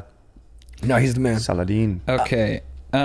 This next guy, I can't believe I get him in the 4 spot, but I'm so pumped to pick him. He's a prodigy. He's, a legend still working today. He's got so many good movies. I'm going Paul Thomas Anderson. Damn, I would have taken him. Damn, that's a I was great thinking pick. about taking him. Yeah. Boogie Nights. Yep. Incredible. That's what I was saying when you put information on the screen. Boogie Nights is incredible. Magnolia, when I watched that, I was blown away when I watched Magnolia. There Will Be Blood. It's one of my just favorites. those opening shots, like the how beautiful those shots are. He's the devil coming out of the earth of Yeah. the oil. This character is true evil. Yeah, and it's like his sort of study of humanity is really interesting. The Master, I watched The Master when I was hungover. I need to rewatch it not hungover because when I watched it, I was kind so of like, this is good. just bumming me I out. think I think dude. his later movies, he's got a little too like hermetic in a way where he's not thinking Yeah. about the audience as much, Yeah. and he's kind of lost his like broader sensibility. But I think Inherent Vice was like that, where I'm just like, I don't know. Maybe it's because it's like how the book is supposed to be, but I haven't read the book, and I'm like, this is just unsatisfying. I read half the book. Experience as a movie. I don't know. It wasn't that it was super faithful to the book either. It's definitely his own spin. Actually, no, Phantom Thread ruled out. I fucking loved Phantom Thread. That movie rocked. Punch Drunk Love, I think, is a sleeper. Very good movie. Yeah, it's awesome. I mean, and dude, his dialogue. Yeah. And like just the crazy kind of Tourette's that all of his characters have. Yeah. Like, what's up, pig fuck? Like, yeah, Philip Seymour Hoffman is unreal, dude. He said, and him and the Master. That's when he says the pig fuck line. It's just he's so good. I think behind Spielberg, he's probably the second most instinctive filmmaker ever. Where like you're just like, you feel like he was born with a camera. You're like, you just know what you're doing at all times. And if my life was on the line, and they were like, you got to hire. Maybe not for a movie altogether, but they were like, you gotta hire one guy and he has to make the greatest scene of all time. And if he does, you live. I'd pick Paul Thomas Anderson. Like, even though The Master, all of it doesn't quite come together for me.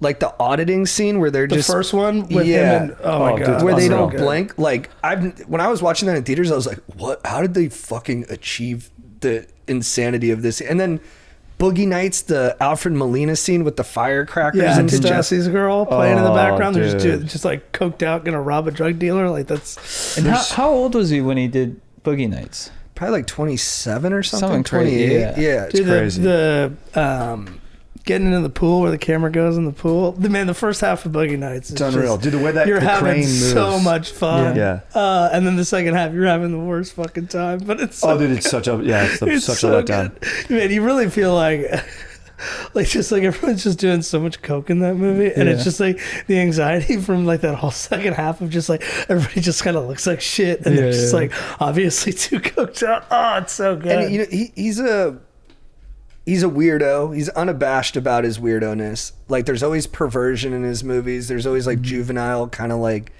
dick and potty humor.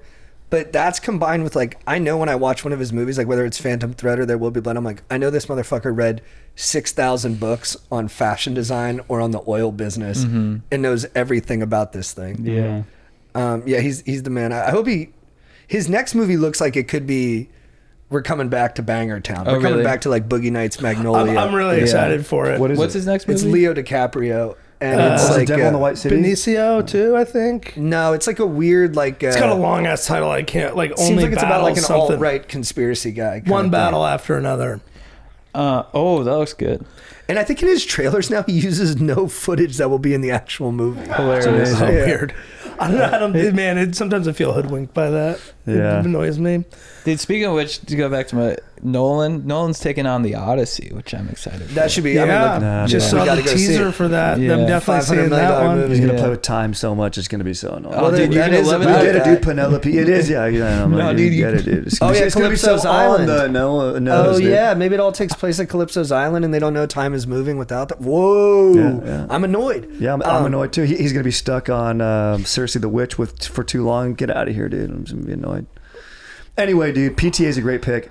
Yeah, like you said, the scenes, like Inherent Vice, I don't really like that movie, but there's scenes in that movie where I'm like, this is incredible. The scene where Watterson comes back and like is seducing Joaquin Phoenix, Unreal. you're like, dude, it's unreal, dude. Yeah, he's the best at that. It's just his movies are all like, they don't. He's not worried about 3-act structure the way some of these other guys are. So you're just like, dude, you're just driving around on a bike in a neighborhood. You're like, I want to go look over here, Philip. I want to go look over here for a bit. I mean, that opening, I think it's the tracking shot in There Will Be Blood. It's unreal. There will be blood. We probably haven't talked about that enough. The opening tracking shot in Boogie Nights is unreal. Yeah. I mean, I drink your milkshake. I love it, dude. Well, Schreider often on a group text will send a lot of Daniel Plainview things as if he's Daniel Plainview, and it works so well. It's my favorite, like, well, what's the one where like sometimes I hate most people. like sometimes I have a competition in me. I look around at people and I see that there's not much that I like. It's just, so good, dude. and man, the talk about just like a banger of a scene when he goes to Paul Dano's church. Oh, bro. Yeah, I've abandoned my boy scene. Yeah, dude. I've abandoned my child. It's unreal, dude. And he gets, and like, dude, any director that can get Daniel Day-Lewis to work, like, thank you, because he's such a good actor, and he only, you know, he retires after every movie now just to unretire and do like, you know, a super famous person's movie, but like, it's awesome because they're usually really great performances. Like Phantom Thread, where he's just like a fucking dressmaker. You're like, this psycho is awesome. I love watching. It's incredible. So specific. Yeah, it's the best. Great freaking pick, dude. I gotta take a whiz. PTA, great pick, dude. Yeah, it was a good one. I thought you were gonna take freaking Wes Anderson, dude.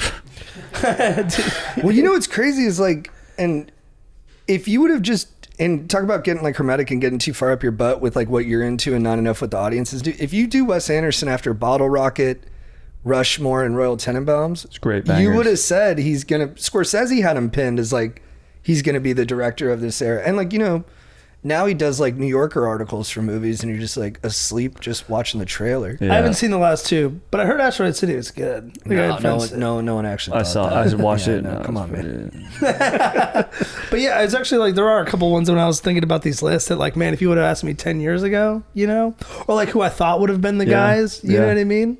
Like I love Rian Johnson, but like I know, he's great, but like which is like, it's hard to be like one of the best directors of all time. Or Shane Carruth, you know, like people thought he was going to be the guy.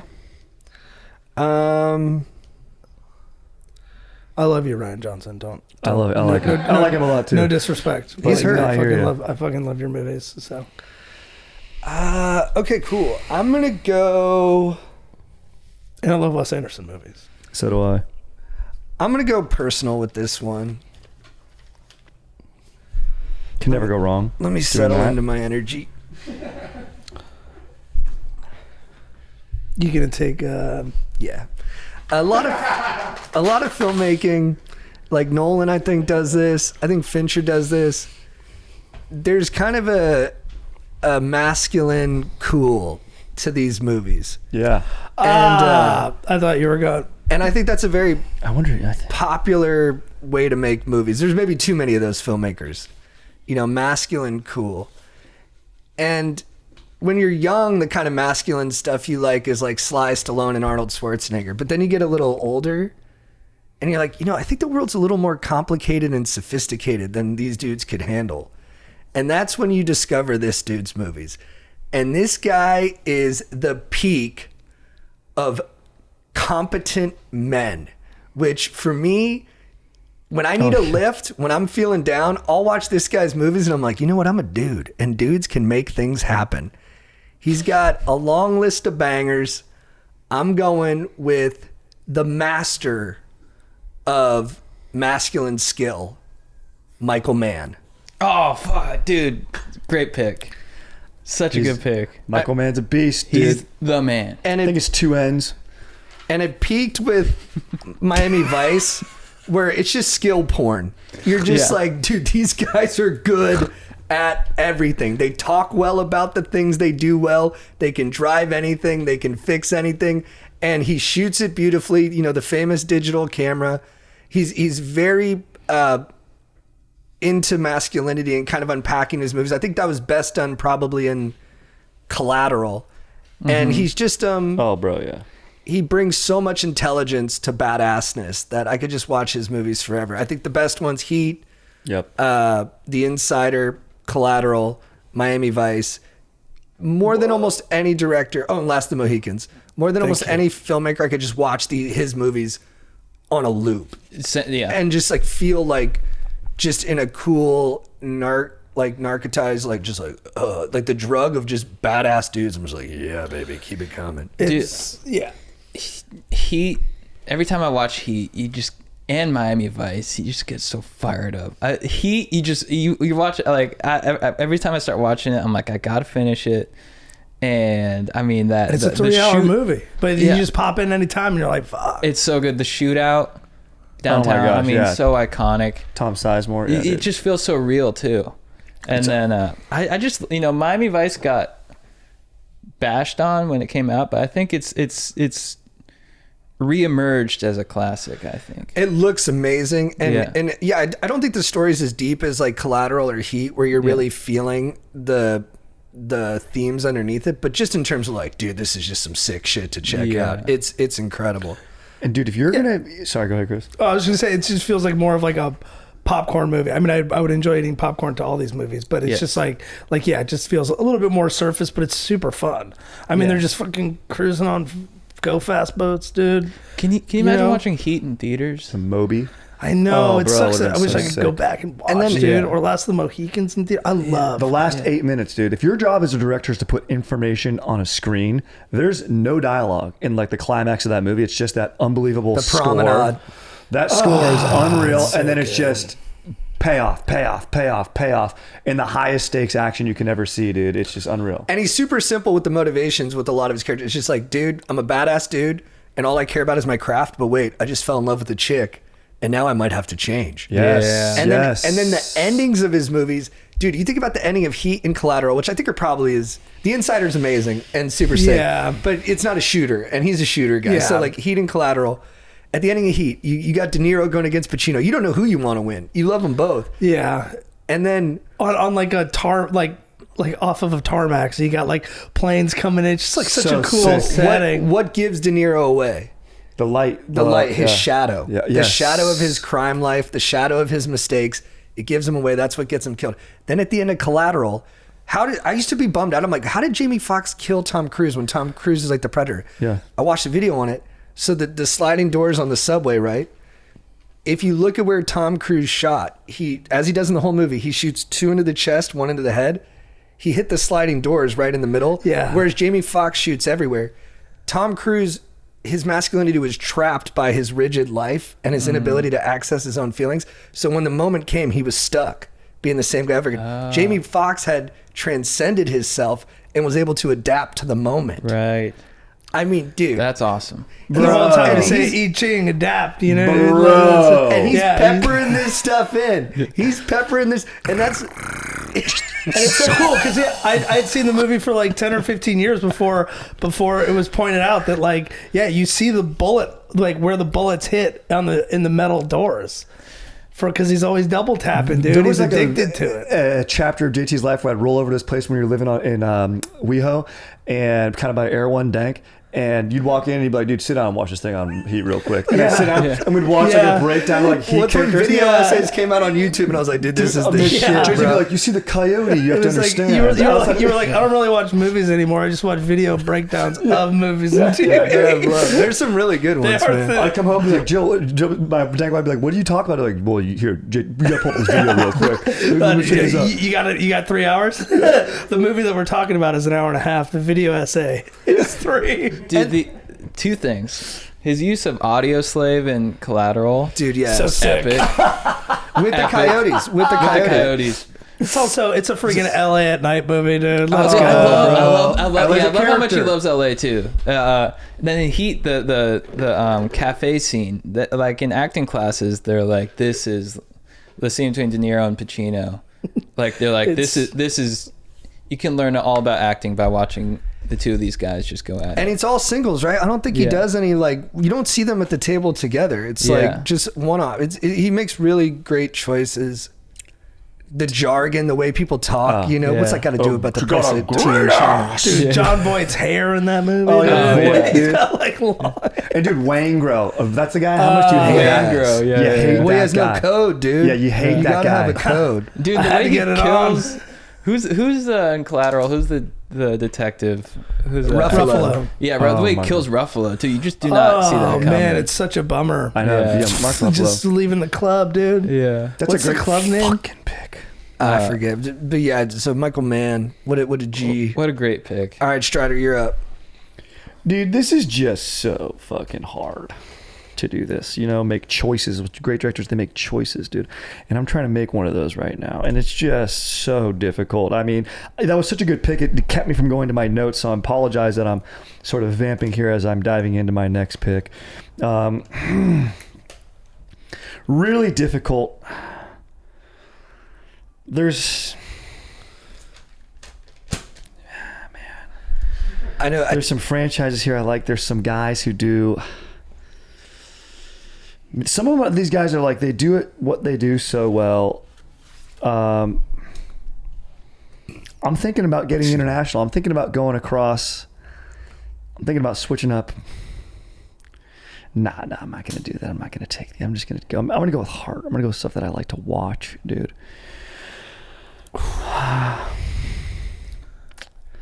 You're doing really well right now, according to the audience. Thank you, bros. Absolute legends. Love you, bros. Oh fuck yeah. Oh man, we're running long. Shit, Yeah, I gotta shit. text Brad.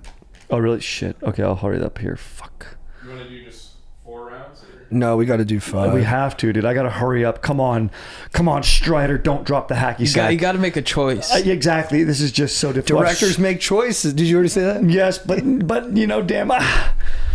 Don't think too much. All right, Just you're right. do. I'm gonna go with. Oh dear God, what do I do here? Oh man, I'm gonna go with shit. I'm so scared, dude. I'm just so scared. Okay. All right, fuck it. I'm gonna do it. I'm gonna go with Mel Brooks.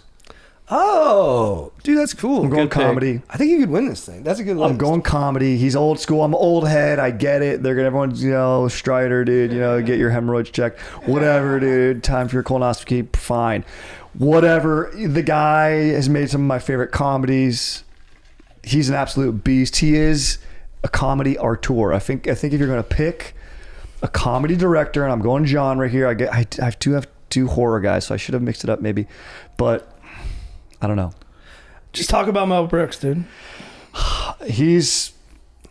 Blazing Saddles. This is the 70s. This is a movie that you probably, dudes go, dude, you can't even make these type of movies today. What he's doing. Young Frankenstein. Absolutely incredible. These are, I think comedy is the most difficult film to make that has longevity. Comedy and longevity don't go hand in hand together. I guess maybe you say it's too soon to make a joke. That's just different. But I think if you're gonna make a film that's still funny for an audience that's 70 years old, and you could show a 17-year-old the same comedy, I think you would get them both laughing just as hard. And I think Mel Brooks does that. I love that he's so tongue-in-cheek. I love this just straightforward comedy, like History of the World Part 1, when there's is no other part. He's just, the title's a joke as well. Spaceballs, all-time parody. Robin Hood Men in Tights. I don't know. That's where I went personal, where I'm like, this is just one of the first comedies where I was like, dude, when I seen Cary Elwes in that, I was like, I want to be that guy. That's like the role I want to play. It's amazing. And then Gene Wilder, iconic, comedic actor, truly a beast.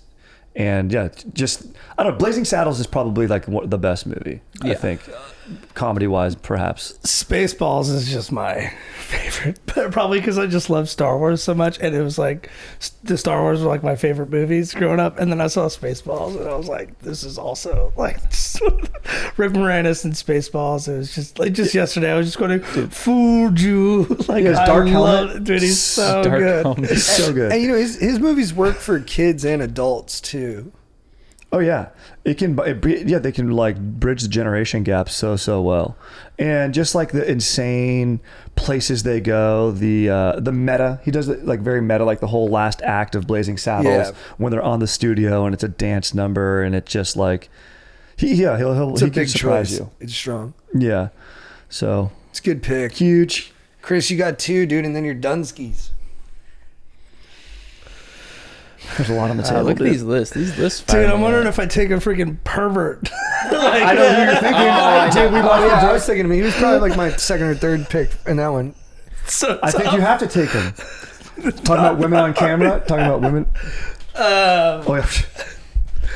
Yeah, dude, don't be worried about. He's Yeah, We're I without separating art question and one of artists. the most Yeah. influential filmmakers of our lifetime.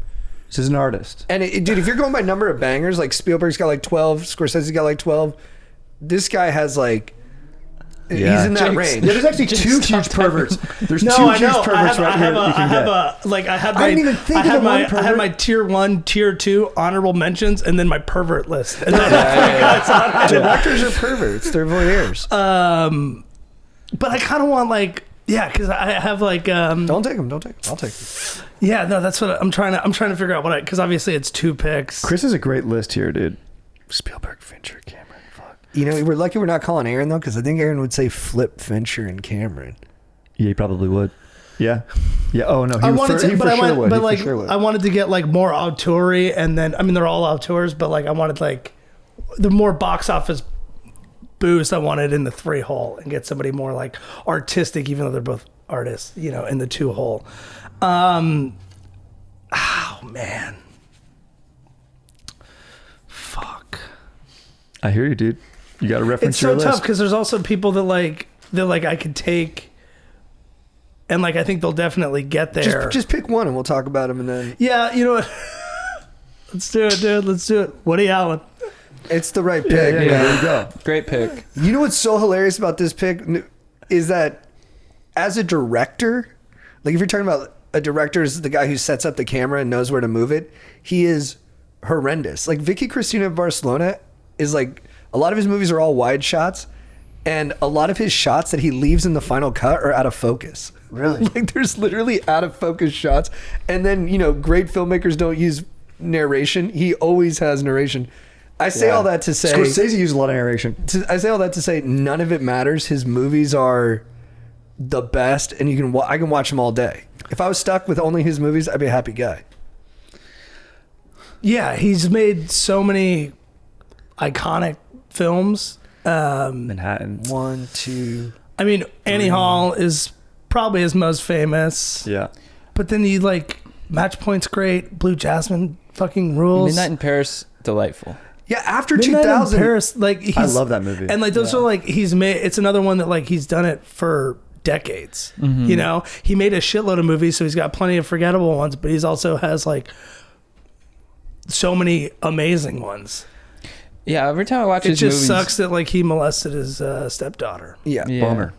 Every time I watch his movies, especially like Midnight in Paris, I'm just like, man, that was a good time. He's funny, man. And you know, he's very unsparing about people. Like you can tell he thinks we're all pretty selfish and stuff, but he's not heavy-handed about it. Yeah. He's just like, you know what, you're selfish, but life is still fun. Yeah. And I think it's a cool angle to take. And then sometimes he does get a little darker about it. Like I think Match Point, Crimes and Misdemeanors, both about guys who get stuck in a spot and end up killing someone for self-preservation. Yeah. And then his thing is, in both instances, they don't get punished. They get. Yeah, exactly. And you want them to get punished. You're like, dude. which is kind of the, you know, he's a dark guy. He says when he looks, he's little and he think he'd be happy-go-lucky because he's a comedian, but he says when he looks out at the ocean, he just thinks about all the death that's happening out there. Dang. But he's very funny. In interviews, I'm like, Woody, how do you feel about, because he's so obsessed with death, they're like, how do you feel about the fact that you're old and that you could die? He's like, I'm still against it. Yeah, he's such a good writer. Yeah, and So I think funny. if you talk about somebody who's influential, you know, Yeah. like I feel like you could see, like as you said earlier, like ripple effects of like the type of movie that he made. You know what I mean? Where it was like, Eddie Burns, dude, all these guys just trying to do Woody Allen movies.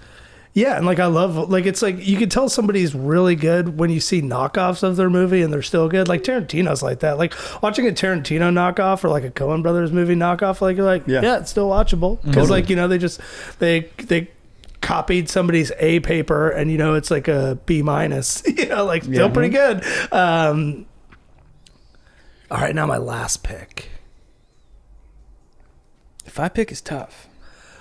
Yeah. I'm gonna How go you gonna with. round it out? Yeah. I'm kind of like I could pick somebody who had like one of the best like streaks ever, and like from the end of the '80s into the '90s, or I go with somebody that's a little bit more contemporary, and I'm kind of projecting forward, assuming that they're going to keep making bangers because they're making bangers. And I think not a bad idea. I think I'm gonna go. Maybe it's recency bias, but I'm gonna go Denis Villeneuve. Yeah, it's just nice. Denis Villeneuve. Whoa. And like I said, so like Whoa. it's still early Sicario, it's still bro. early for this guy, but he also has a pretty big filmography. I mean, like he's made as many movies as some of these other ones who are at the end of their careers, and it feels like this guy is in the midst of his career. You know what I mean? And then he's going to be making sick fucking movies for another 20 to 30 years. So I'm going to go Denis again. It's like, because I think by the time it's all said and done, he will be definitely like we'll be looking at this going, man, he should have gone in the third round or higher, you know? Dude, Sicario. Bro, Sicario's unreal. So good. Sicario is epic. It's Dune Part 2 ruled. Arrival, amazing movie. Prisoners is so fucking Prisoners is great. and it's a great movie. His movie Incendies is so fucked up and it's so good. I mean, just one of those movies that just ends up being about, sexual assaults and incest and just, all the, war prisoners, just great stuff. Just all all the big themes. What we need, yeah. He's made movies since 94? Yeah, well, that's the thing. He's in his 50s, so he's been around for a while, but it feels like he had like Sicario is probably or Prisoners, I guess, was the introduction, but Sicario, that's the guy who did Prisoners. That's when he was mainstream American, Americans knew about him, and that's only been 10 years now. So I feel like he's still got a lot of room to run. I'm pumped for Dune Messiah. I think Dune 2 is like a masterpiece. I think that movie's going to age incredibly. I think it's amazing. It's an epic, but the storytelling is so good and it's unpredictable. The turn at the end I thought was real. I know it's all based on the book, but I was really moved by it. I think when you can make a movie that big that you still feel something afterwards, you're one of the guys. You're in rare air. You get they give you the $500 million check and let you go do your thing. Yeah, he's a great pick. And that's another one where I'm if this dude made a movie, I'm seeing it in theaters. It's an event. It's somebody that I'm so excited to go see what they're gonna do. And I haven't seen him make. I haven't seen Enemy, but I haven't seen him make a bad movie. I didn't love Blade Runner 2049, but it's amazing. Well done and it looks good. And it's just the first scene is kind of my favorite scene. Yeah, Bautista, dude, the scene's sick. so On the farm good. or whatever. Yeah, bro. That's a great fight scene too. It's great. So good. And he does action scenes extremely well, but he's not really an action director. But it was we were talking about with the Coen Brothers. We're man, if he wanted to just be if he did a John Wick, it would be the second John Wick you ever seen. It'd be unreal. Yeah, exactly. All right, Strutter, you're up. All right, dudes. To round out the list,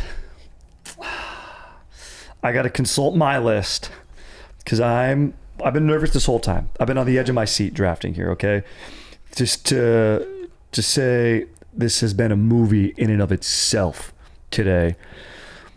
I'm gonna go with the guy. I've got some chalk on there. Now I'm just gonna go with the guy. The best thing in life's are short-lived. I don't think any director captures the ephemeral moment better than this guy. Also, I've never left a theater or a rewatched viewing going like this, fucking let's go, more than when I've watched this guy's movies. Oh, interesting. I would say, and maybe there's better artists out there, but I love this guy, and I love his style. Richard Linklater. Dude, great pick, man. I think, he just the movies that he have that take place over a day. And look, Dazed and Confused, it's ultimate just pop in a bro movie. Everybody wants some based on his life. And he's kind of a guy that if you're getting into film early on, you're I joked around earlier where I was Kevin Smith's the first director you get to know with your buddies. You're oh yeah, dude, Kevin Smith, he does Mallrats, whatever. Maybe Linklater's the next step. But I don't know, man. I love his movies. I love the romances that he does before midnight. Just these really good. If you're an actor, you can really have a lot of space in his movies, which I think is nice. And, very grounded and they're super sensitive to people. Yeah. I mean, dude, Mark Maron put it really well. He said he makes movies about how we move through time, and now he makes movies about how time moves through us. Dude. And he's it's funny you picked him. He's kind of the opposite of Nolan. Exactly. Literally the opposite. He's of Nolan. not an ornate watchmaker. He's just hey, this is kind of where we're stuck, and this is what it feels like. Yeah, I like this brief moment of time films and just he's got some great vibes in his movies, man. That's it. It's a vibe. That's what I'm trying to say. He's the smartest bro. He's the smartest guy you went to college with that you would want to be annoyed because he's reading books, but then you hang out with him and you're yeah, but you're good with chicks and you can smack a baseball. You're just kind of the man, dude. I mean, I Hitman, I really enjoyed Hitman. I really liked it too. I Yeah. feel like it kind of like flew under the radar. I don't know. I feel like it wasn't talked about as much because know. like it was actually a really fun movie, and I Yeah. didn't see where it was going, like where it ends up. I was like, "Holy Yeah, it's kinda shit, wild, dude, yeah. this is like it's fun. It really And dude, the chemistry on scene between him, Yeah. Glenn Powell and I forget the other actress's name. Sorry, but she's amazing. I think too, if you take like the Before trilogy, I think is one of the greatest achievements in filmmaking history. You know? it's so amazing." And then just picking it up every 9 years and meeting back up with this couple, and like you're like, this is kind of feels. It's so romantic that it can only exist in movies, but then it still is so grounded. But you take those movies that like Before Midnight, I'll just watch it with my fiance. We'll just cry about how hard relationships are, and like even though they're two people can be fundamentally good, it's just a struggle because that's just the nature of life. But you take that. And then he made School of Rock. I know. Yeah. School of Rock is just so fun. It's the versatility is insane. It's a great pick, man, and a deeply personal one. Yeah, I I didn't. love It's a great one because his movies are so fun, and also like, I mean, I don't think Boyhood's like super rewatchable, but like plenty of them are. Like all the Befores are very rewatchable. Everybody wants them. Confused. Dazed and Confused is one of the most rewatchable movies you could ever have. Yep. Bernie is also it's so funny. Like he's had like two of like the best Jack Black vehicles you could ever ask for between that and School of Rock. Bernie is so good, and it's just Jack Black just cooking. Yeah, dude, that's an insane script. All right, great pick. I'm excited to talk about honorable mentions too because there's so many. Dude, that have it's been left. crazy. I know. I'm gonna go.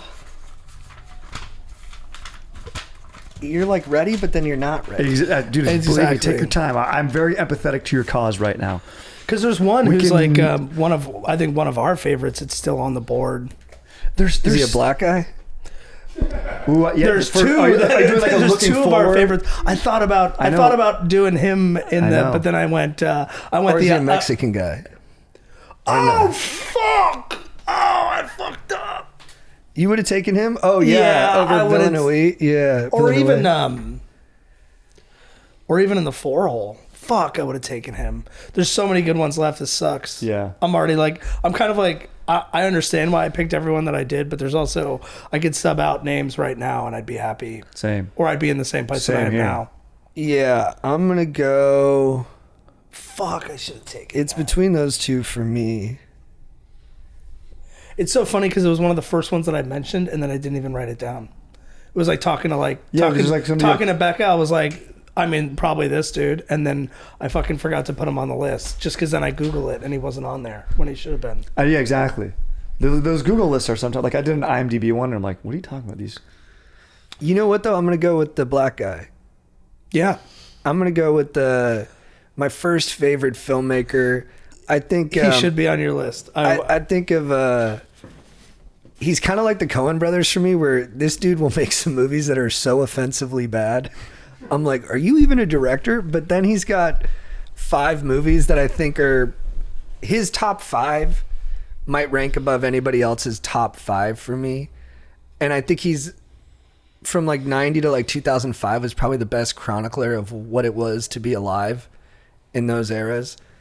I'm going with the number 1 New York Knicks fan, Spike Lee. Bro, this is huge. this And, is huge. Huge. I wrote this. Great call, dude. I think along with Scorsese and probably beyond him, he has the greatest sensitivity to the internal conflict of his character. You are in the vice of unfair systems with his characters, so you not only excuse but sympathize with their complicated choices. And yeah, when I watch He Got Game, 25th Hour, Do the Right Thing, Yeah, bro. these protagonists are like such flawed people, but I feel like I'm best friends with them. And so even when they're being shitheels, I'm like, I would have done the same thing. And as Roger Ebert said, film is a vehicle for empathy. And no one has given me more empathy in their movies than Spike Lee.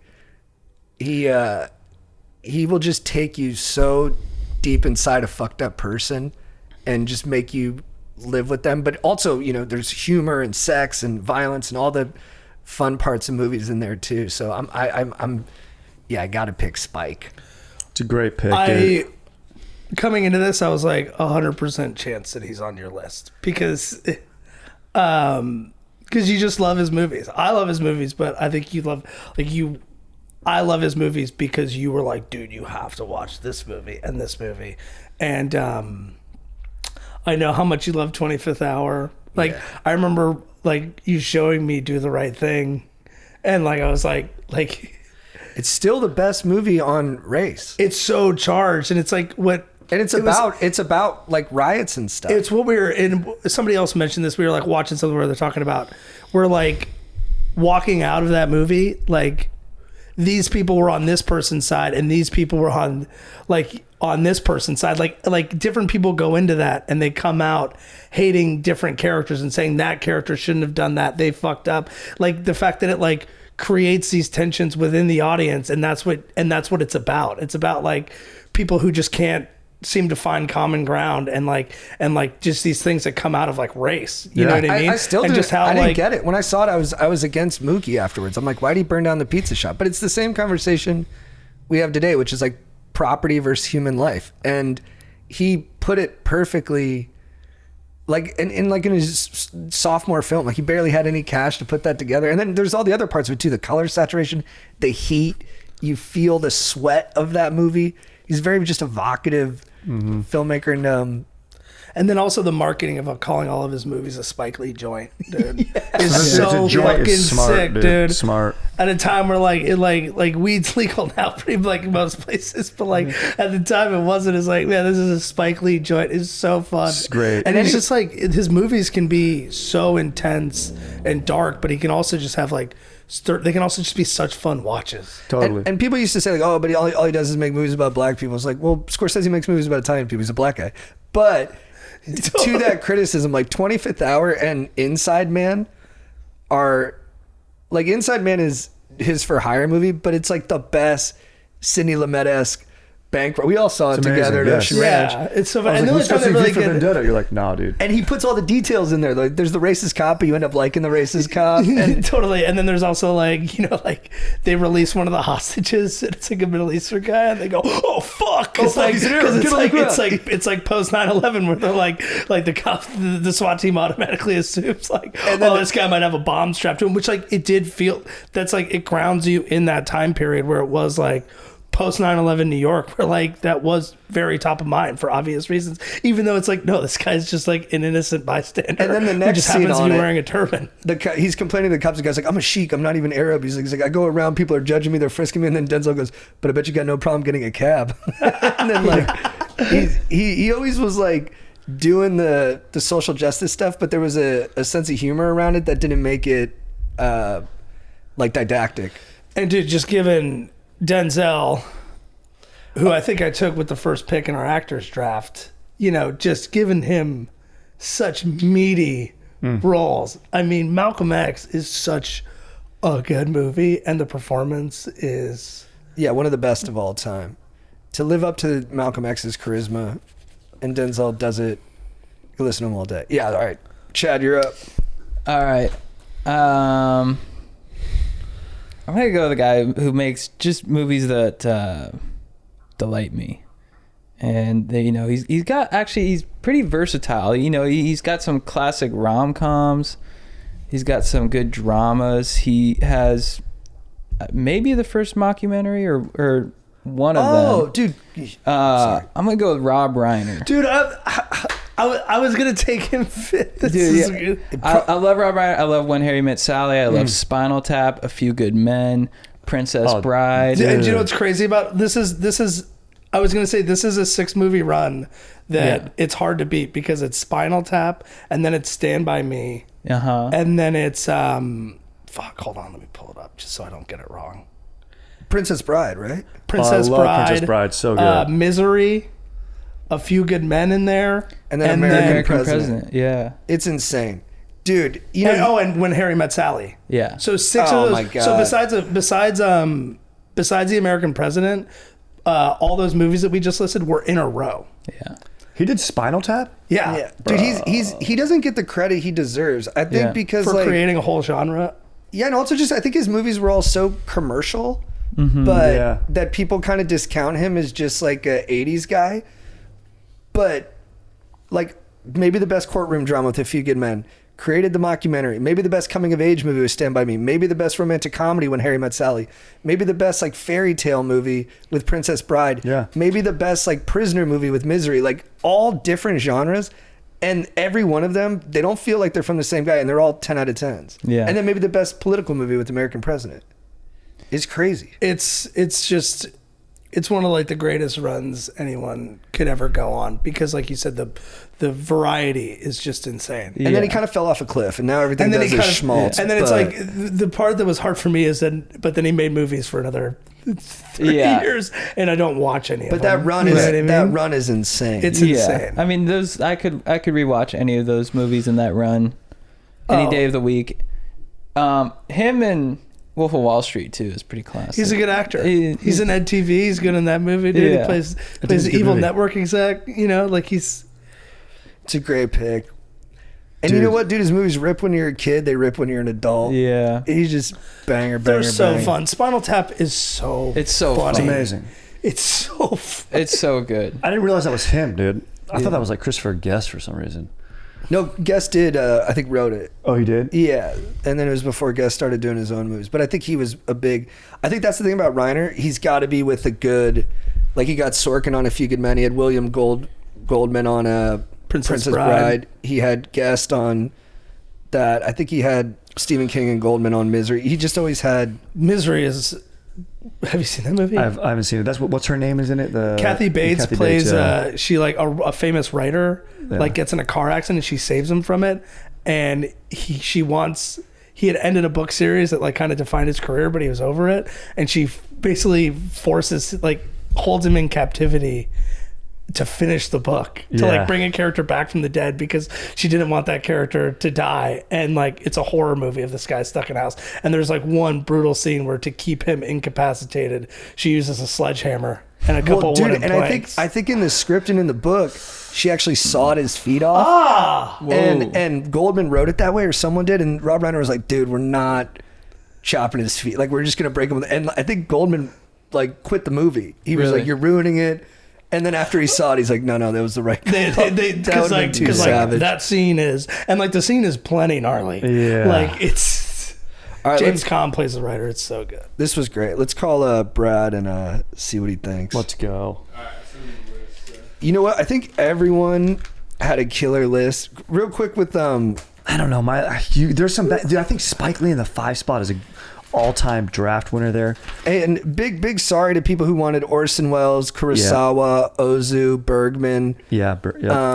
After we talk to Brad, can we do John honorable Ford mentions for a while? Yeah, we'll do a lot of honorable. But I just feel like for like finish the draft. Also, I don't want to keep them waiting, because like we haven't talked about Danny Boyle. I love Danny Boyle. Soderbergh. You know, like Spike Jonze, a lot of the 90s guys. Jones. Yeah, I wanted to get Tony Scott, but I was like, I can't get Bo Scott Brothers, but I love Tony Scott. If George Miller. Spike Jonze would still make movies. He just like does great commercials now or something. Miyazaki. I was almost going to go Miyazaki. Dude, Milos Forman. I mean, we'll get into it. Also, like another guy on like I think he will be on it. Like, I'll talk about it when she's back. Part of me was like, what if I take Kurosawa in the 5 spot?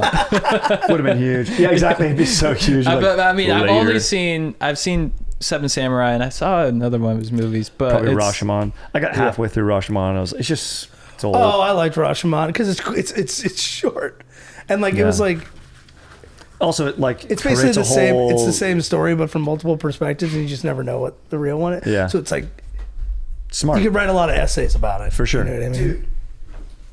All right, you guys ready? Yeah, Kurosawa would have been a great pick. Invented the team hired for a mission movie. Yeah. You don't have Avengers without him. Yeah. I mean, he inspired Tarantino. Yep. Scorsese. And every action director. Yeah. Bill Hader talks about him all the time. He's like, hey, guys. Hey, Brad. Thanks for doing this, man. No problem. What's going on? We're going to send you our list anonymously of all the directors we picked for best directors of all time. Yeah.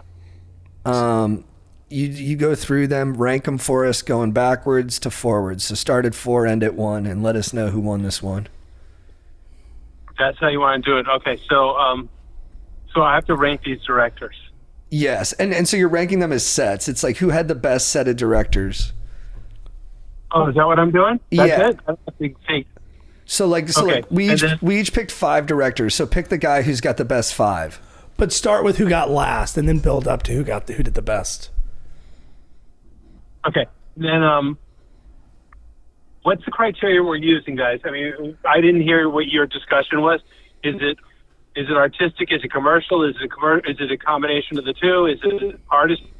Like, tell me what you guys were talking about as the criteria. Well, I mean, I think you'll see that Spielberg went first, so I guess he's a great combination of artistry and popularity. But but box office matters to us.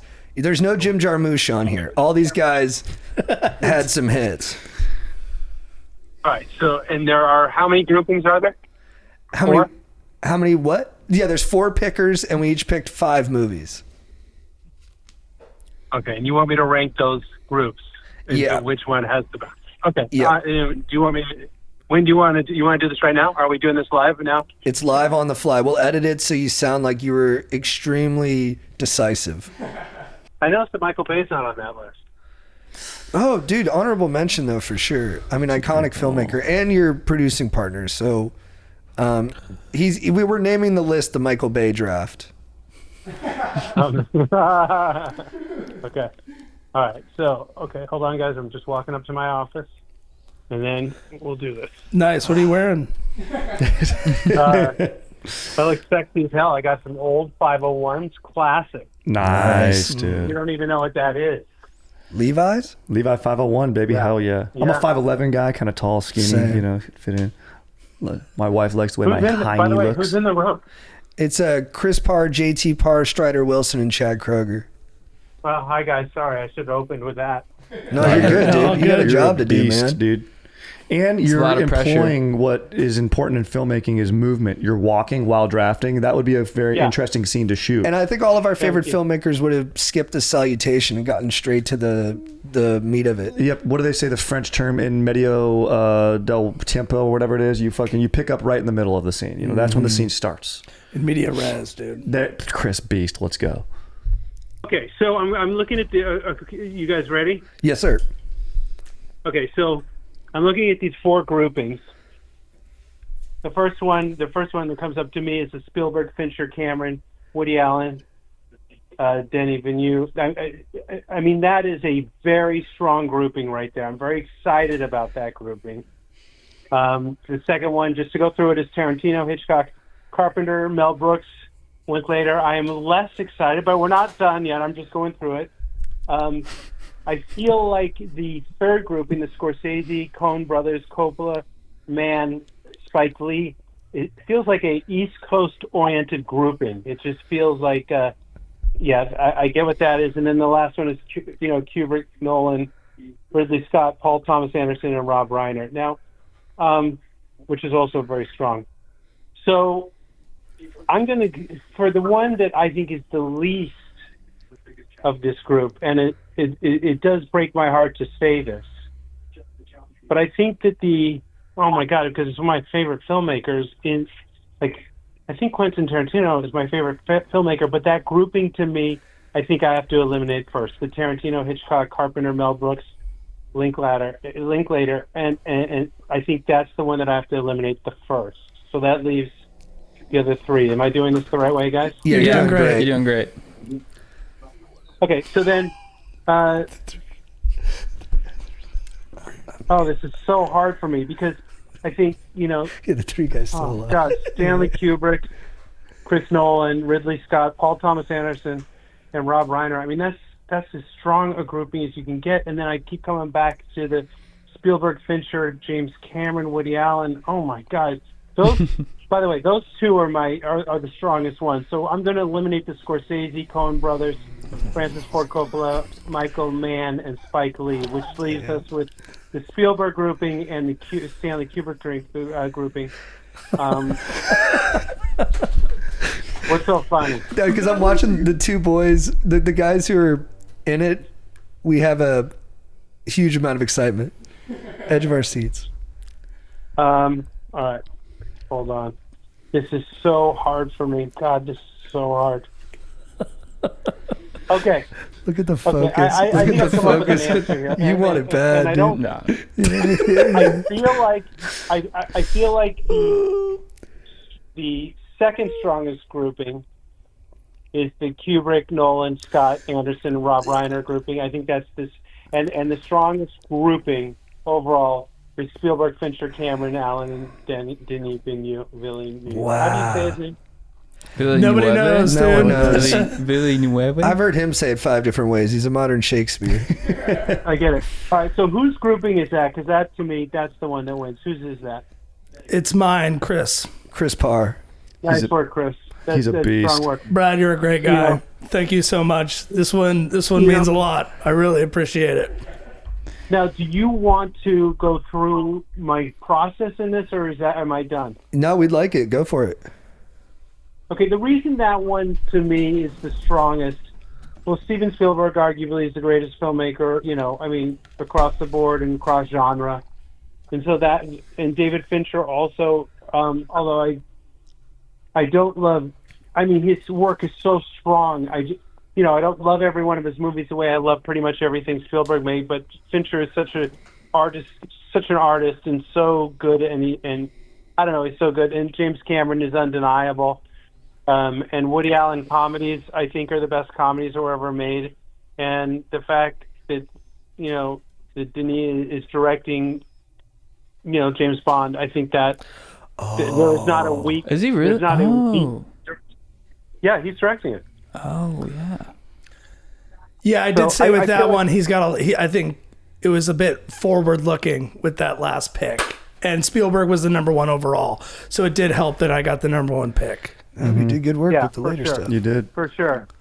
Now, I do want to say that the next grouping that was sent to me is the Tarantino, Hitchcock, Carpenter, Mel Brooks, Linklater. And so, just so everyone knows, I think, Quentin Tarantino is I think he's my favorite filmmaker, and Alfred Hitchcock is definitely the director that influenced my wanting to be in this business the most. So that one kind of breaks my heart, but I don't feel that the Carpenter, Mel Brooks, and Linklater hold up in the same way that like Cameron, Woody Allen, and Denis hold up. So that's why I did that. Martin Scorsese is certainly as great a director as there is in the world and ever will be. But some of the other filmmakers on there, I felt like their more recent work hasn't held up in the same way that some of the other guys did. And Stanley it's true. Kubrick is amazing. Chris Nolan, best ever. Ridley Scott. This one really broke my heart. Ridley Scott. I love Ridley Scott. Chris Nolan's movies. The other day I went to go watch the opening of The Dark Knight, and it's massive. It's just so. I don't know if I've seen anything better. So many of his movies, I feel that way. Ridley Scott, consistent. Paul Thomas Anderson, I love his movies. This could have potentially won if Paul Thomas Anderson's new movie is as good as I hope. I haven't seen it. I don't think anyone else has. And Rob Reiner, great comedies, but hasn't been as relevant in the immediate past as some of the other directors on the list. It's good reasoning. It's huge reasoning. I agree with that judgment, to be honest. It's pretty solid. Yeah. Besides, I should have won. You really valued guys who kept making good stuff for a very long time. Yes, I did. And Alfred Hitchcock did that consistently. But like some of Alfred Hitchcock movies like Frenzy or Family Plot, people don't, no one even knows that he made those movies. So the work, although as good as it ever, when he was good, it did kind of tail off a little bit at the end. And that's, I really think with some of the filmmakers, that's what's happened here. And that's, why that first grouping is Spielberg, Fincher, and James Cameron, that grouping is so strong because all their work continues to be good, with the exception of Woody Allen, who I haven't seen a lot of his work, but no one put out more great comedies in a extended amount of time than Woody Allen. I think most people, you guys would agree with that, right? Yeah. Yeah. 100. All right. Well, thanks, Brad. You're a legend, dude. And that felt so right having you be the judge on this. And of course, as you always do, you delivered. Thank you. Well, I love it. This is really fun. I love it. I wish I could have been in the room to to hear all of the logic and all of the stuff that goes into it. I can't wait to hear this pod. I'm excited to hear it. Awesome. Thanks, dude. Thank you, Brad. It means a lot. Thanks so much, Brad. Brad, you're the man. All right, boys. Later. Have fun. Late. Well, Chris, we haven't been given the belt out in a while, but I think you get to take the belt home for this Yeah. one. Cause hell this is- yeah. This is a big belt-worthy one. draft for Man, sure. that was a dude. fun one. Can we talk honorable mentions? Yeah. Or are we shutting it down? We probably do got to head out, but let's run through some speed run 'em. Alfonso Cuarón. Yeah, that's what I thought. I yeah. almost took him. I wrote this about him. His movies are simple journeys. It's guys going to the beach, a lady escaping a ship, a guy delivering a kid to the coast, but the backdrops are just as filled out and meaningful as possible. Yeah. I mean, between Children of Men, Gravity, Tu Mama Tambien. And the best Harry Potter movie. And the best... Oh, you're right. It is the best Harry Potter movie. Which one did he do? Prisoner Prisoner of of Azkaban. Oh, he did? He was the one. He's who, the one who set the tone for Yeah. what the rest of them will be. And Yeah. and it's so. I mean, he's just the man. Soderbergh. He just does so many. I just haven't seen. I just haven't seen as many of his movies. And I would lately. say his movies. I don't know what's his best movie. So that's the toughest. I think it's like probably like Out of Sight and like Ocean's 11 maybe. Yeah, those are amazing movies, but No, it's not. It doesn't feel as big. I don't know as if he some has of the others. masterpieces. Yeah, Danny Boyle does though. Danny Boyle, yeah. Yeah, We're just talking about him. What are his masterpieces? 28 days Days later. I haven't seen the most recent one, but Trainspotting. Trainspotting is amazing. Slumdog. Slumdog is amazing.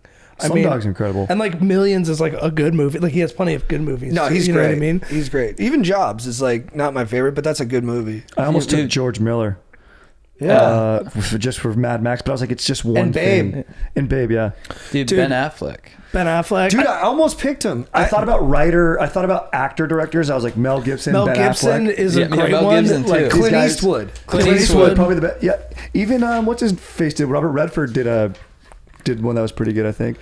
But He's a great. Jordan Peele could. I mean, Jordan Peele, his yeah. last couple movies weren't.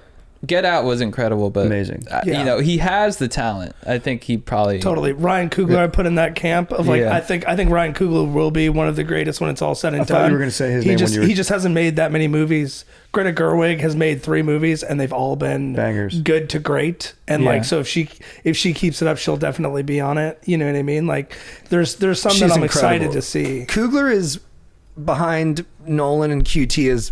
It's an event. I have to go I have see to it. go see it. Yeah. I have to go see it in theaters because I love I should have seen Coogler. Sinners in theaters. I saw it on TV on my screen. Yeah, I'm just like, he's someone that like I'm going to drop everything and make sure that I see it in theaters. I got to shout out 2 guys from the 70s too. Have been kind of lost to time. One more so than the other, but they are as good as. They're not as popular, but like if you want like Spielberg, Scorsese, these guys are right there. Robert Altman movies. Yeah. Please go watch it. Stokers, McCabe and Miss Miller. Get through the first 20 minutes. You can't understand a word of dialogue because he used this like dioramic sound, but his movies are phenomenal. The Long Goodbye, so cool.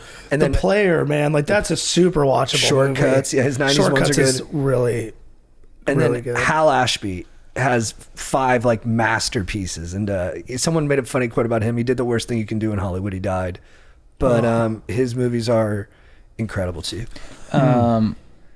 who's one that I kept seeing on this? He did Scarface. Brian De Palma. De Palma. I mean, that's what we were doing. Modern Perfect. Hitchcock. Watch the documentary that Noah Baumbach did about Brian De Palma.